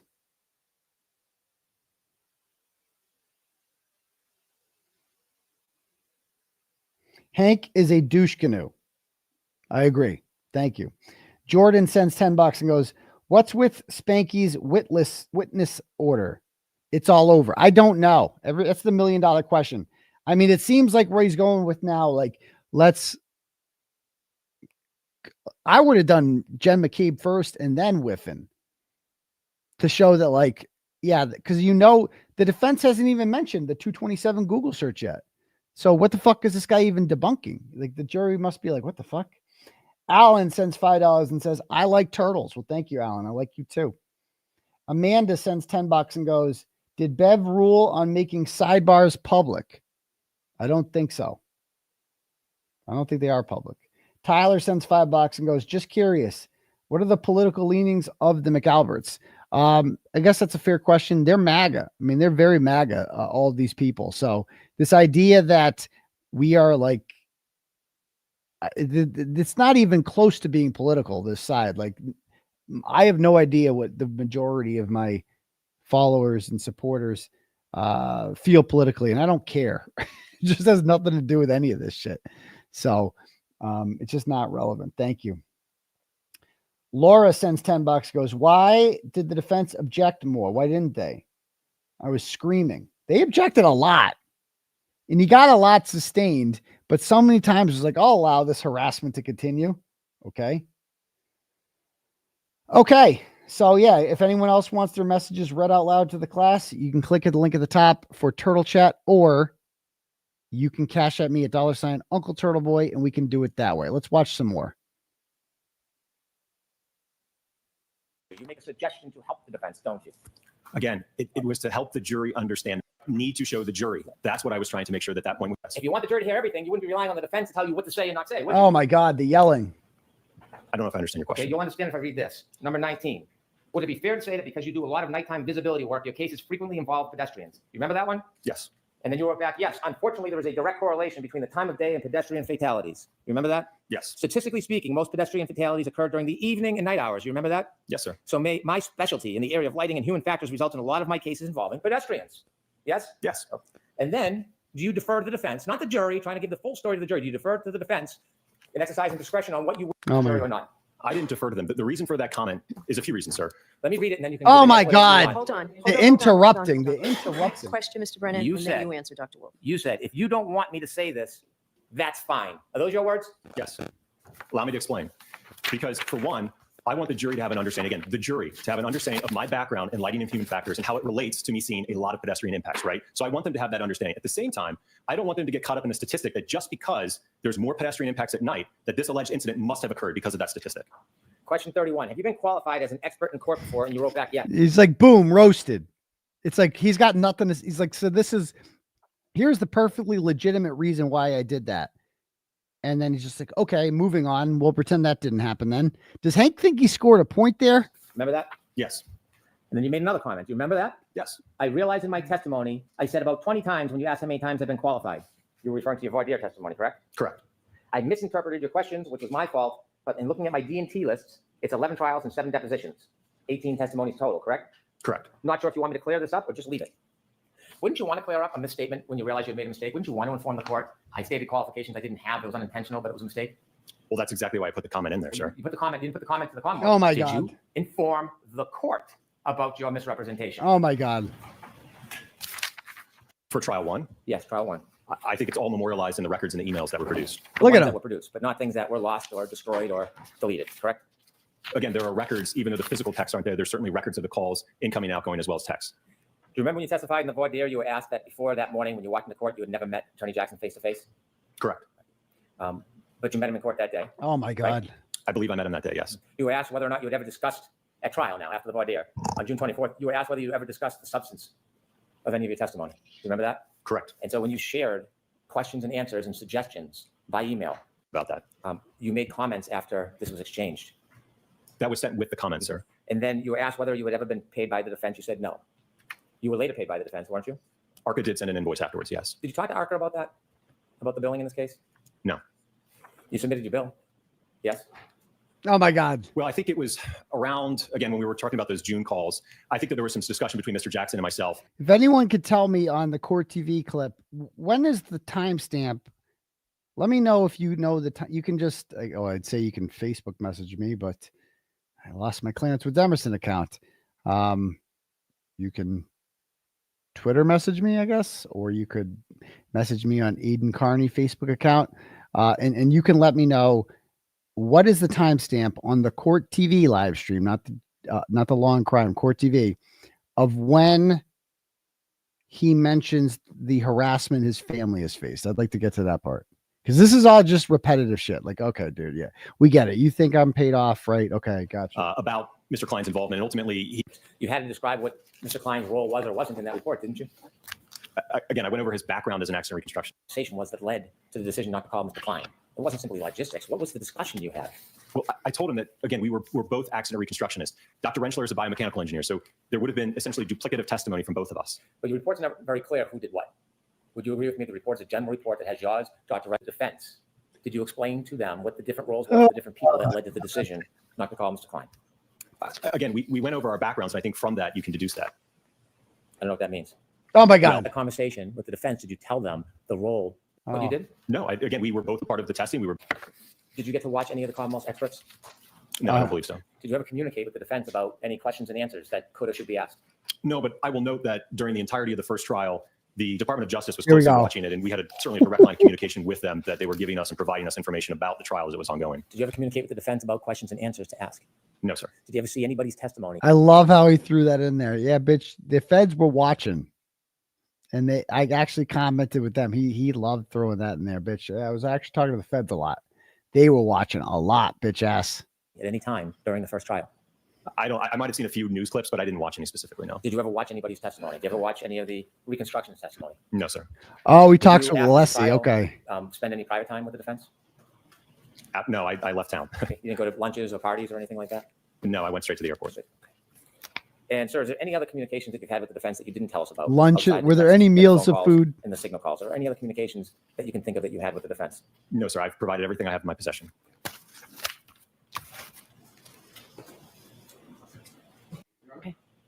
Yes. Thank you. Order from this court. Oh, so that's it. Is this the order that you were provided with in response to recent matter? Well, it's I understand. So if Your Honor has it, I would like to be part of the hearing. Sure. Yeah. Dr. Wolfe, I realize that the court has a copy of this, but I'd like you to please read the first sentence in the indentation at the top after following. Okay. All records within ARCCA's or its owners, partners, employees, or representatives' possession, custody, or control in whatever format kept that reflect or in any way relate to work performed or contemplated and related in any way to billing, payment, compensation, and or reimbursement of any kind in connection with comments that are requested in it. Yes, everything I had in my possession and that ARCCA had in our possession, we produced. Regard to your interactions with the United States Department of Justice in February of 2024. Was ARCCA under a contract with the United States Department of Justice? Yes, sir. Was there a contract number assigned to that contract? Yes. Was there an internal number at ARCCA for which all time was billed for your work on that matter in February of 2024? Yes. Did that contract number that began in February of 2024 ever change in ARCCA? Well, let me just clarify something real quick. So the original case, when it came in from the Department of Justice, was in the year of 2023. So when that project was opened with the Department of Justice, we assigned a project number to it. That project number from the original case with the Department of Justice remained the same all the way through the trial. And now let's go from in the trial in June of 2024, correct? Correct, yes. From June of 2024 to the end of December of 2024, did that contract number ever change? No. To your knowledge, when you were entering time under that contract number for your work, did you understand that that time was going to be billed to that contract number with the U.S. government? That was my assumption, yes. Did you have from any time in 2024 any understanding that any of your time that you were entering was to be billed to the defense team in this case? No, sir. Let's now go to your first. I believe it was sometime in mid to end of March of 2024. Yes. Yeah. Again, if anyone can find the timestamp, I got people messaging me like, "Oh, it's towards the end." Yeah, that doesn't do me. It's a 7.5 hour stream. I need a little bit better than that. It needs like a minute. At least get me within a minute of the time. Again, on the Court TV live stream, we got how many people watching? Over 9,000 people. I'm sure someone watching can get me the timestamp of when this guy talks about the harassment. Someone said 6:57. Let me just jump ahead to that. Let's see what happens at 6:57. Did the defense approach ARCCA to see if they might be able to testify in this trial that's currently pending? Well, I think that the first communication of 2025 that happened between myself and Mr. Jackson was in February 13th of 2025. There was 2 calls, 25 minutes and 5 minutes, but it looks like just because there was a disconnect. So it was about a 30-minute call with him in February of this year. And what was the substance of that call? Well, I think back to that time frame, I became aware that I think that there was a motion or two regarding ARCCA and potentially excluding our testimony for the upcoming trial. I also know that around that time, unfortunately, I ended up getting a significant amount of harassment through emails, and unfortunately even spread into my personal life where my wife was affected. They were posting pictures of my 4 kids all over the internet. So it was somewhat of a difficult time on my end. And I think what prompted me to reach out to Mr. Jackson was to figure out what's going on. Why is my family all over the internet? Why are they talking about me? Why am I getting all these hate emails? So it was, I think, a conversation to figure out, hey, there's been several months that have passed. It looks like there's some motions pending against us. I'm getting a bunch of harassment. What's going on? Do you have an understanding of why you were getting hate mails, hate emails, hate communications, your wife, your children? What did you conclude was the reason why you were receiving that? I honestly don't know. I presume it was about comments made to me in court or that were represented about ARCCA or myself. So just so I'm clear on that, it was, you believe, regarding comments about ARCCA and whether and what? Can you be a little more specific what your understanding was? Well, I know that I received several emails that, insinuated that I perjured myself on the stand. Like I said, and a lot of hateful comments just about me and the work that I do. So I received several emails with respect to that. So basically, what I just heard there from that sworn testimony is that Hank Brennan incited harassment of a witness in a murder case. That's what I heard there. Of a man and his children, his 4 children. This guy incited harassment because of the irresponsible comments that Hank Brennan made in court, irresponsibly suggesting that this guy perjured himself, which he did not. Hank knew. Talk about a dog whistle. People like to talk about dog whistles. Hank Brennan put out a fucking dog whistle and a half that he knew that his rabid mob of retards on Twitter would immediately jump on. Like some of the dumbest fucking people would jump on that they would do this. This is what Hank Brennan, he knows what scumbags he's dealing with. He put a fucking target on this guy's back. And these motherfuckers want to talk about witness intimidation and harassment of me? Of me? Are you fucking kidding me? It's okay. It's okay when they do it. It's not okay when we ask people questions or suggest that Jennifer McCabe was involved in something nefarious. But go ahead, slander the fuck out of this guy. Send your mob after him and his family. Oh, that's real responsible. Do you believe you have ever made an untruthful statement at all with regard to this matter? No, sir. Have you done your best to try to provide accurate and truthful information in this matter? Yes. Now to the last part, which is, did the defense contact you with regard to potential further work? I want to separate out now and move on from the work that you did with regard to the U.S. Department of Justice, your February 2024 report. We went all the way through the trial in that matter. We went to the end of 2024. Now I want to come to 2025 in a different subject matter, which is communications with the defense about doing further work for this trial. Yes. What was the nature of the communication? And so we can move through this rather quickly, but importantly, I want to get it complete and accurate. Just describe what the communications were on a timeline basis, subject matter, and with regard to your understanding of why you were contacted. So subsequent to that February 13th call, as I mentioned, Mr. Jackson indicated that Mr. Jackson to utilize signals to communicate. So we exchanged a few messages and phone calls on that. Like I said, they were rather short. I'm going to interrupt you for there a bit. Was there any discussion about the reason for signal because the prosecution had been subpoenaing the phones of Mrs. and Dr. Reed, subpoenaing and seizing the phone of Ms. Reed, yes. that phones of defense attorneys had... Exactly. Thank you, Bob. This is exactly why you use signal, because you animals are obsessed with using the court to get people's phones, and people have a right to privacy. Like, I don't want you reading my shit because it's private. I don't even have to explain why I don't want you reading my shit, because it's private. If I want to broadcast it to the world, I'd put it on a fucking billboard, but I'm not, because it's private. That's the whole purpose of a private communication. Is because you don't get to look at it. Like, what kind of shit is this? Like, show us your messages if you have nothing to hide. Bitch, that's not the way it works out. What? Been requested to be looked at. Was there any understanding in your mind that there was a need to go to signal to protect the defense and the integrity of the defense? I didn't know that was happening, but like I said, I did not have a problem with communicating. To me, it was just another messaging app. I know people use all different types of applications, so I didn't have a problem with it. Was there anything in your mind nefarious or underhanded about using signal? No. And my understanding is this is the first time you used a signal app with regard to a matter professionally. Is that correct? Correct, yes. Did you get any understanding from communications with the defense that there was anything at all untoward about communicating through signal? No, I was not aware of any issue with using that communication. Was there any communication whatsoever that you can recall on signal that you have any concern about as you sit here today? No. And what were the majority of the communications, as best you recall, with the defense on signal? Well, as I described, I know that at that point, and like I said, it was primarily confined to a pretty short window in March, but Mr. Jackson had indicated that around that time, I think ARCCA was being litigated by this court in terms of our involvement in the case. I know that they had started to, I think, receive discovery as it relates to the Commonwealth's accident reconstructionist and biomechanist. So they were, I think, interested in utilizing us potentially in the second trial. So I think that they had submitted a letter to the U.S. Attorney's Office to try to be able to work with us. I said that on my end, I could reach out to them because I hadn't heard from them in months. So I think it was around mid-March, I had reached out to the U.S. Attorney's Office to try to get my own clarification on whether or not we could move forward. All right, so I want to stop you there. I apologize for interrupting you, sir.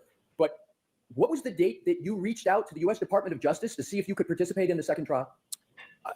Probably around mid-March, maybe March 18th, March 15th. Did you have an understanding at that time that the Commonwealth had retained an entirely new firm and expert in the area of accident reconstruction? I think Mr. Jackson had indicated that there had been some material disclosed, but I think it was just a simple report or something of that nature at that point in time. Was it a report, just like a page and a quarter or so of findings and conclusions and then a slide presentation? Is that what it was? Yes, that's. I want to go to the 603 part that everybody's talking about in the chat. Everyone's saying it's grounds for recusal. I want to play this real quick. Yes. Okay. Let me show you this document. You recognize that one? Yes. What's that? That is the attachment to the email. You recognize reading that? Yes. Do you recognize discussing the case before you testified on June 24, 2024? I never discussed this with him.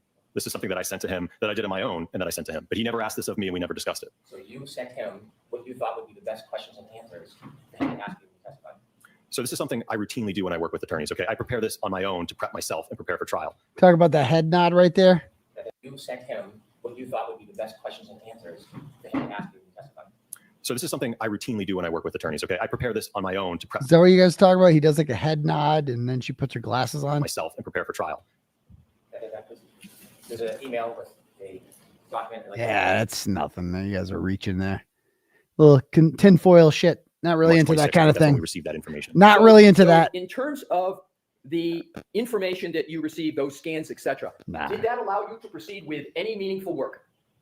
Well, it gave us, again, a better insight into the foundation or the basis for the analysis, yes. Could you have proceeded with a contract with anybody, not just the defense, but anybody, with the level of information you had before you got the scans and the data? I think it would be very difficult to do so. Could you have even created a scope of work based upon that report and that PowerPoint presentation? Most likely not, just because some of the areas that What is the ordinary time it would take in the regular course I'm going to go to the recross. receiving the aperture report and slides and scans? Potentially. You said if you were notified or received information, you could have your testing and opinions done within a month, correct? Potentially. Again, it would also depend on when we got authorization from the Department of Justice, which, as I mentioned, was at the very end of March. I understand. We're going to talk about that separately. I'm talking specifically about how long it would take if you received the information. You said that you could have the testing and reports done in 1 month, correct? I don't know. I said the testing, the reports, and everything. Would it take longer than a month? Ideally, I think it depends on what kind of a report that we're talking about. I think if it's something along the lines that Dr. Welcher produced, I think it could be pretty quick. You said March 26th is when you received authorization, and you're going to have things done by May 7th. So that's a month and a week? Sounds about right. Okay. Do you know when the Commonwealth in this case turned over Dr. Welcher's information to the defense? Do you know? I don't know, no. Did you know that it was turned over in a report on January 30th? Just the report? Yes. I didn't know that. And No. the file in its entirety was turned over by February 5th? Did you know that? Judge, Your Honor. Do you know that? I don't, Your Honor. And if you had a month from February 5th to complete your testing report, you could have been done by March 5th or even the second week of March, couldn't you? Presuming we had authorization, the defense had authorization from the Department of Justice as well as ARCCA, yes. Putting aside the authorization, I'm going to ask you about that. But just the time you need to test, if you knew or received the information by February 5th, you could have been done by March 5th or mid-March, couldn't you? Potentially, yes. Well, you're going to get it done that quickly now. So wouldn't that be an accurate guide to when you could have done it then? It's certainly not ideal, but we certainly are working as quickly as we can. I know it's not ideal, but isn't it the same time frame? Whatever it's going to take you from March 26th, you could have done from February 5th. True? Again, I don't know the timeline in terms of what exactly was produced when from Dr. Welcher, so I'm not aware of that. But I'm not asking about the timeline. I'm talking about the time needed to deal with this information. Oh so my you could have God. Done in around a month. I think a month or more, yes. So This is so stupid. I'm going to jump to the Dr. Wrenchler's part because you're right. He got it so easy compared to. It's interesting. It's like, how come Dr. Wrenchler got it so easy? Is that Peggy getting up there? Wrenchler in here, please. Thank you. Very quick. LER. You've testified before in this case? I have, yes, sir. At a last voir dire in a past trial? That's correct. Okay. Did you have conversations and communications with the defense before your last testimony? I did, yes. Did you use text messages to communicate? I believe there was maybe one text message. Okay. How about phone calls? There was maybe one or two I phone did calls, miss believe. Okay. Would it be fair to say there was? I did miss the classified part. So look here's my issue, guys. I'm only one person, right? Like I don't have time to do all the timestamps. So I need help. So if you'd like to help out in the future, and you'd like to get me some timestamps of, because again, this is a 7.5 hour fucking stream. You can't watch the whole thing. Can't do it. I got to jump around. I got to find shit. We'll be here all fucking night. So you're right. I did miss that part, and I'm going to miss other parts in the future. So, you know, you're more than welcome to just send me. You can email turtleboysports@gmail.com whenever you want, and just let me know. We're going to use the Court TV stream, and you just send me, hey, here's a timestamp I think you should talk about tonight, because they say this at this time. Feel free to do that. Feel free to do that. You can just send the court, when it's all said and done, email me and be like, I think you should talk about this tonight. turtleboysports@gmail.com. That will, because otherwise we're going to get in the chat like, oh, you missed this? Yeah, I fucking missed it. I don't know if you want to be here till fucking 5 a.m. I don't know. We got shit to do. You know what I mean? Got shit to do. 6 text messages for you? Yeah, I believe I sent one, and then there were 5 sent to me. And were there 23 phone calls? No, I don't believe so. Have you looked at the records outlining the phone calls that supposedly you made to the defense? I looked at the records from the defense, but then I looked at my own records, which indicate a different number. Only 3 phone calls, I believe. Okay, so the 23 phone calls that are summarized, you don't think you made those phone calls? No, if you look at them, it's like 1 minute, 2 minute, 3 minute. And in that time period, according to my phone records, I have like a 21-minute phone call that encompasses most of that time. Okay. Did you discuss with the defense before your testimony anything about this case? I don't believe so, no. When you say don't believe so, do you remember speaking to them about this case at all? I remember speaking about my qualifications and my background, and I believe that's it. Did you ever use any other medium to have conversations with the defense other than text or emails or phone calls? No, sir. Did you ever communicate with them on Signal? No, sir. Why not? There was no reason to. As an expert, when you communicate with clients, there's no concern about having it in writing, is there? So when I keeping a record, whether it's a phone call or a text message or an email, there's no concerns when you're dealing with clients having a record of that, is there?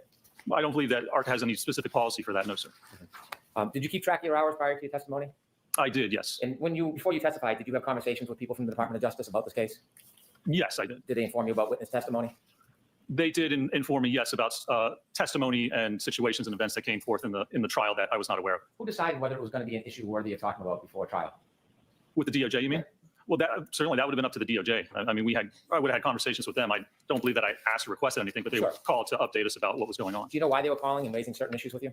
I do not know, no, sir. And by calling and raising issues and telling you information, even if you weren't requesting it, it helped prepare you for your trial testimony, didn't it? It would certainly help prepare me to understand what was going on during the trial, yes. Did you know there was a sequestration order? That there was supposed to be no discussion of testimony and issues that were occurring in the courtroom before you testified? I'm going to allow it. Were you aware of that, sir? No, I was not. Okay. After you testified, before you testified, did you get a chance to meet anybody from the defense? Just when I came to court, I think for the voir dire is the first time I met anybody. Did you just spend time with the defendant and the defense after your testimony? Well, after my testimony at trial on the 24th, yes, I was provided a ride back to the airport, and I believe I was the last witness. So before my ride to the airport, they said, there's a lunch next door. We need to get somebody else to take you to the airport. Come over, have lunch. I had lunch, stood in the corner, and then got a ride back to the airport. Spend time with the defendant and her family? Oh, they were. So this is like, oh, this is another troll thing. They found a picture. Again, this is how I know Spanky takes his talking points from the trolls. They found a picture of him in the background. It's a picture of Alan Jackson and Minion Mike. And in the background, you see him eating a sandwich or something, talking to Karen Reed's dad. It's like, ooh, nefarious. And he's like, yes, after I testified, they invited me. They were polite and they offered me a sandwich and I ate it. Certainly there. Did you talk to them? Well, they talked to me. As I said, I ate my lunch, and then I actually went and stood in the corner, and then I believe some people came over to talk to me and approach me. So you spent some time with them? Certainly, yes. Okay. And, sir, I understand the report is not going to be ready until May 7th or after? I believe currently that's what the estimated deadline is, yes. And so in evaluating Dr. Welch's materials, you wanted to look at the raw data, the conclusions, the findings, the PowerPoint, all the materials, right? Yes, you'd like to review all the materials before coming up with an You opinion. make a decision on what you think is appropriate to contest or maybe agree with, and then do your own test if necessary, correct? To be able to respond to what those opinions and allegations are, yes, sir. And it's taken you at least a month to fairly do that, hasn't it? Well, I believe that's what we've had, a month. I don't know if it's taken us a month. That's basically all we've had up to this point to do that. And it's still not done? No, not yet. That's correct, sir. All right. Is that it, Mr. Brennan? That's it. All right. Can you get that report and everything completed before the 7th? If I order you to do so? If you order me to do so, I could certainly try and expedite it. All right. I appreciate that. Thank you very much. You're all set, sir. Thank you, Your Honor. All right. Want to see counsel at sidebar for 1 minute? All right. So anyway, I could probably more shit there. We could do this all night though. Like I said, figure we get to the main stuff there. Let me read some turtle chats here to end the night. Let's see what we got here.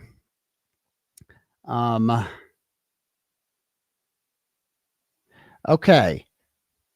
What was the last list? Okay. Bobby T sends $5 and goes, Hank, douche nozzle Brennan. Yes. Bevy Reg sends $5 and goes, last week Peg said John O'Keefe looked like he was hit by a car. Am I crazy? I thought I remembered her saying it looked like he went 5 rounds at Mike Tyson or something. That is what Paul O'Keefe said over there. Logic Professor sends $5, goes, did you catch the part where Dr. Wolfe said that ARCCA be looking good with them feds watching? No, I missed that part. I just kidding. I saw that part. Number $10 from Vanya. And she says, or he says, Dr. Turtleboy, when you're in the courtroom, is the witness stand to the left of the judge or to her right? The witness stand is to the left of the judge, unless you're looking at her, in which case the witness stand is to the right. So there we go. Unless it's inverted. BA sends $10, goes, why is it called the state police and not the Massachusetts Commonwealth Police? I don't know. I guess that's a good question. Somebody asked me the other day, what's a Commonwealth? I go, I don't know. It's just a fancy, we're one of 4 states that call ourselves Commonwealths. The other ones are Virginia, Kentucky, and Pennsylvania.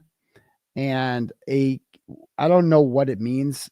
I don't think there's any literal distinction between a Commonwealth and a state. It's just a fancy way to say state. So you're right. I guess they could call them the state, the Massachusetts Commonwealth Police, I guess. It's a good point. Josie sends $5, goes, Hank acted like AJ personally wrote out a check to Dr. Wolfe, put thanks for everything in the memo, and now it's hanging on the wall in Dr. Wolfe's office. Lose it. Exactly. More than anything, Hank is acting like their testimony, which is what he's really upset about, was somehow coerced by the money, that they were paid to say this by the defense. Like they don't actually believe that John O'Keefe was hit by a car. They're only saying that because, they got paid to say so. So there's that.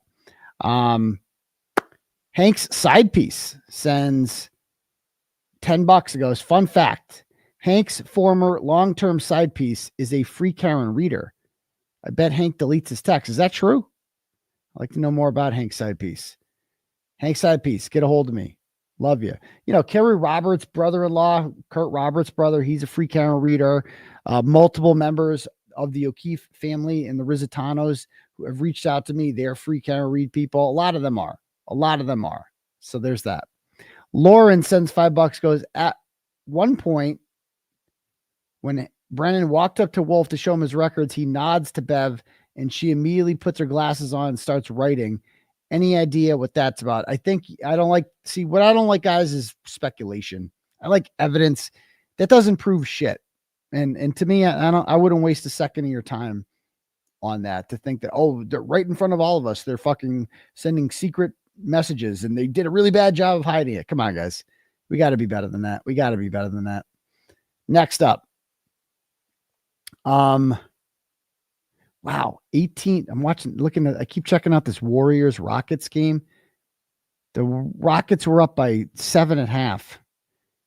It's 18-1 in the third quarter. Holy shit. Wow. Interesting. Weakest 2 seed ever. All right. Next up, A-Rod sends $10 and goes, Dr. Wolfe is really beautiful. Do you think we could send him an appreciation gift or not till trial is over? I think we should hold off on any sort of compensation for any of these witnesses. I think we should let the trial play out and then send the thank you gifts afterwards, after free Karen Reed is officially over and she is freed. That's when the shit ends, when she is exonerated. Okay. Kelly sends $25 on Cash App and goes, keep up the good fight. Spanky's a punk. No lies detected. Thank you, Kelly. EMC sends $10 and goes, Hank is a douche canoe. Free Karen Reed. Well, thank you. I think I read that one already. Okay, cool. All right. Well, anyway, like I said, we could do this all night. Does anyone people said that Vinny was all fired up tonight. Can you like watch? Let me see if I can search.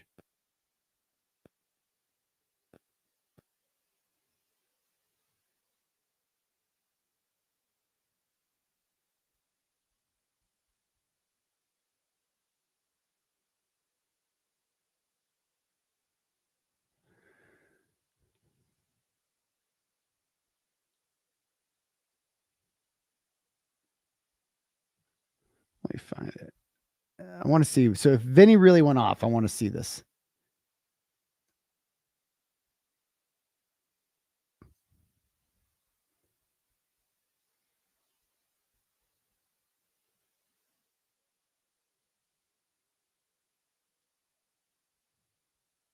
Media. I don't know if anyone has any link to it or Melanie Little on there. I'd like to watch that. We could end the show by watching that. I don't know if anyone has it, but again, I'm just one guy. I wish I had more time to prep. I didn't even get home tonight till like 8:45. My daughter, like I said, my daughter is leaving tomorrow. She's flying Disney for like a cheerleading thing, and it's her birthday. I'm going to miss her birthday. Her birthday is Monday. She's going to be 10 years old. And so I had to like, I got to get her a fucking card and, like gift cards to put in there and shit like that. And you know what I did though? First time, I should have done this a long time ago. I just wrote her a letter. Because honestly, my mom was big on writing letters. Like to us, like she wrote before she passed, she wrote letters to all of her grandkids and her kids that we are to open on our birthdays. And so my daughter will get to open hers from my mother, from her grandmother, and read that. And just growing up, she would always write letters, and it was just, you'd hold on to them. They would letter last forever, And we're like, from the heart shit, stuff like that. And I'm like, so, I get my daughter, you get her presents, whatever. She wants shoes, you get her shoes, whatever. A year from now, she'll grow them and she'll never remember the fucking pair of shoes that you got or anything like that. So when I got home after I had freaking therapy and a whole bunch of shit, so it's like 7:00, haven't eaten yet. And I'm like, she's leaving tomorrow. So I want to start this new tradition where I just give them a letter every birthday and then hold on to that shit. So I wrote, it took like 45 minutes, whip up a letter. I was actually inspired by Peggy O'Keefe's testimony to do that. I had a tweet about it and I'm like, what? I should just put this in a letter to her. And so I just put it in a little letter and folded it up, went and got a card, throw some gift cards in there and shit, put the letter in there, open this on your birthday, Cinco de Mayo, May 5th is her birthday.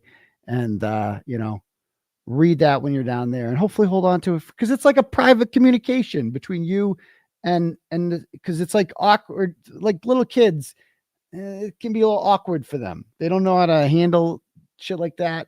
If it's like voice to them and you're like, oh, let me tell you all the reasons I love you. It's like, they just don't know how to handle it. You know what I mean? Whereas like a letter like that means something because it's just you and them. They're the only one reading it. It's private. They can read it on their own and they're going to hold on to that shit forever. So that's what and that's all you really want. Like if I wish I had done this earlier. I look back on it and I'm like, I should have done this for every one of her and his birthdays for their whole lives.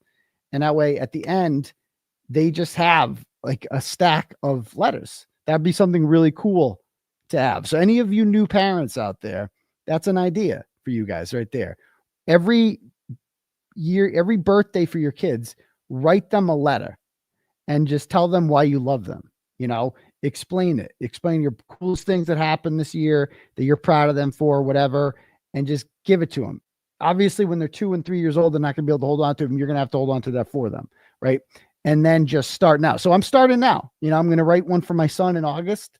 And that's going to be my new tradition. And I suggest you guys do it with your kids too. Because like I said, they're going to lose their shoes. They're going to grow out of them. They're going to, whatever freaking game you got them, they're going to get tired of playing it. A new gaming system will come along that won't be compatible with whatever the fuck you got them. But a letter that tells them how much you love them and why you love them, that lasts forever. And they will appreciate that. So anyway, yeah, that's my thoughts to end the night. All right. Anybody else got anything to say? I don't know. And honestly, it came to me because of Peggy O'Keefe when I was just like, she had nothing nice to say about John or Paul. They were just like, he's over there. And I'm like, yikes. If I was ever, God forbid, anything like that ever happened, if I'm ever in her shoes one day, and something like this happens, I would like to think that I would just have, if you asked me to talk about one of them, I wouldn't shut the fuck up. You know what I mean? I just keep talking. And so she inspired me to do that. So thank you, Peggy. All right. And again, I have like letters that my mom wrote me. They're in a fucking drawer in my house. Like I hold on to all of them. They mean a lot to me, you know? And I used to write those for my mom because my mom was always like, she didn't like anything material, the wicked cheap, wicked frugal. And so like all she wanted, like when I would write her a letter every year for Mother's Day, she looked forward to that shit, man. She liked it. So anyway. Oh, don't forget. Yeah. Remind me tomorrow. I got to send my email in, get my email in to the randomizer, but all right. Anyway, I guess we'll call it a night because it's midnight and we're going to be doing this every night. So we will talk to you guys tomorrow night. So it's Jen McCabe Day tomorrow. Jen McCabe Day tomorrow. But we'll see you guys all tomorrow night for the live show. All right. Peace, Turtle Riders. It calls for data including calendars, alerts, reminders, notes, text messages, pictures, or videos from April 1st, 2023 through and including October 5th, 2023. 7 months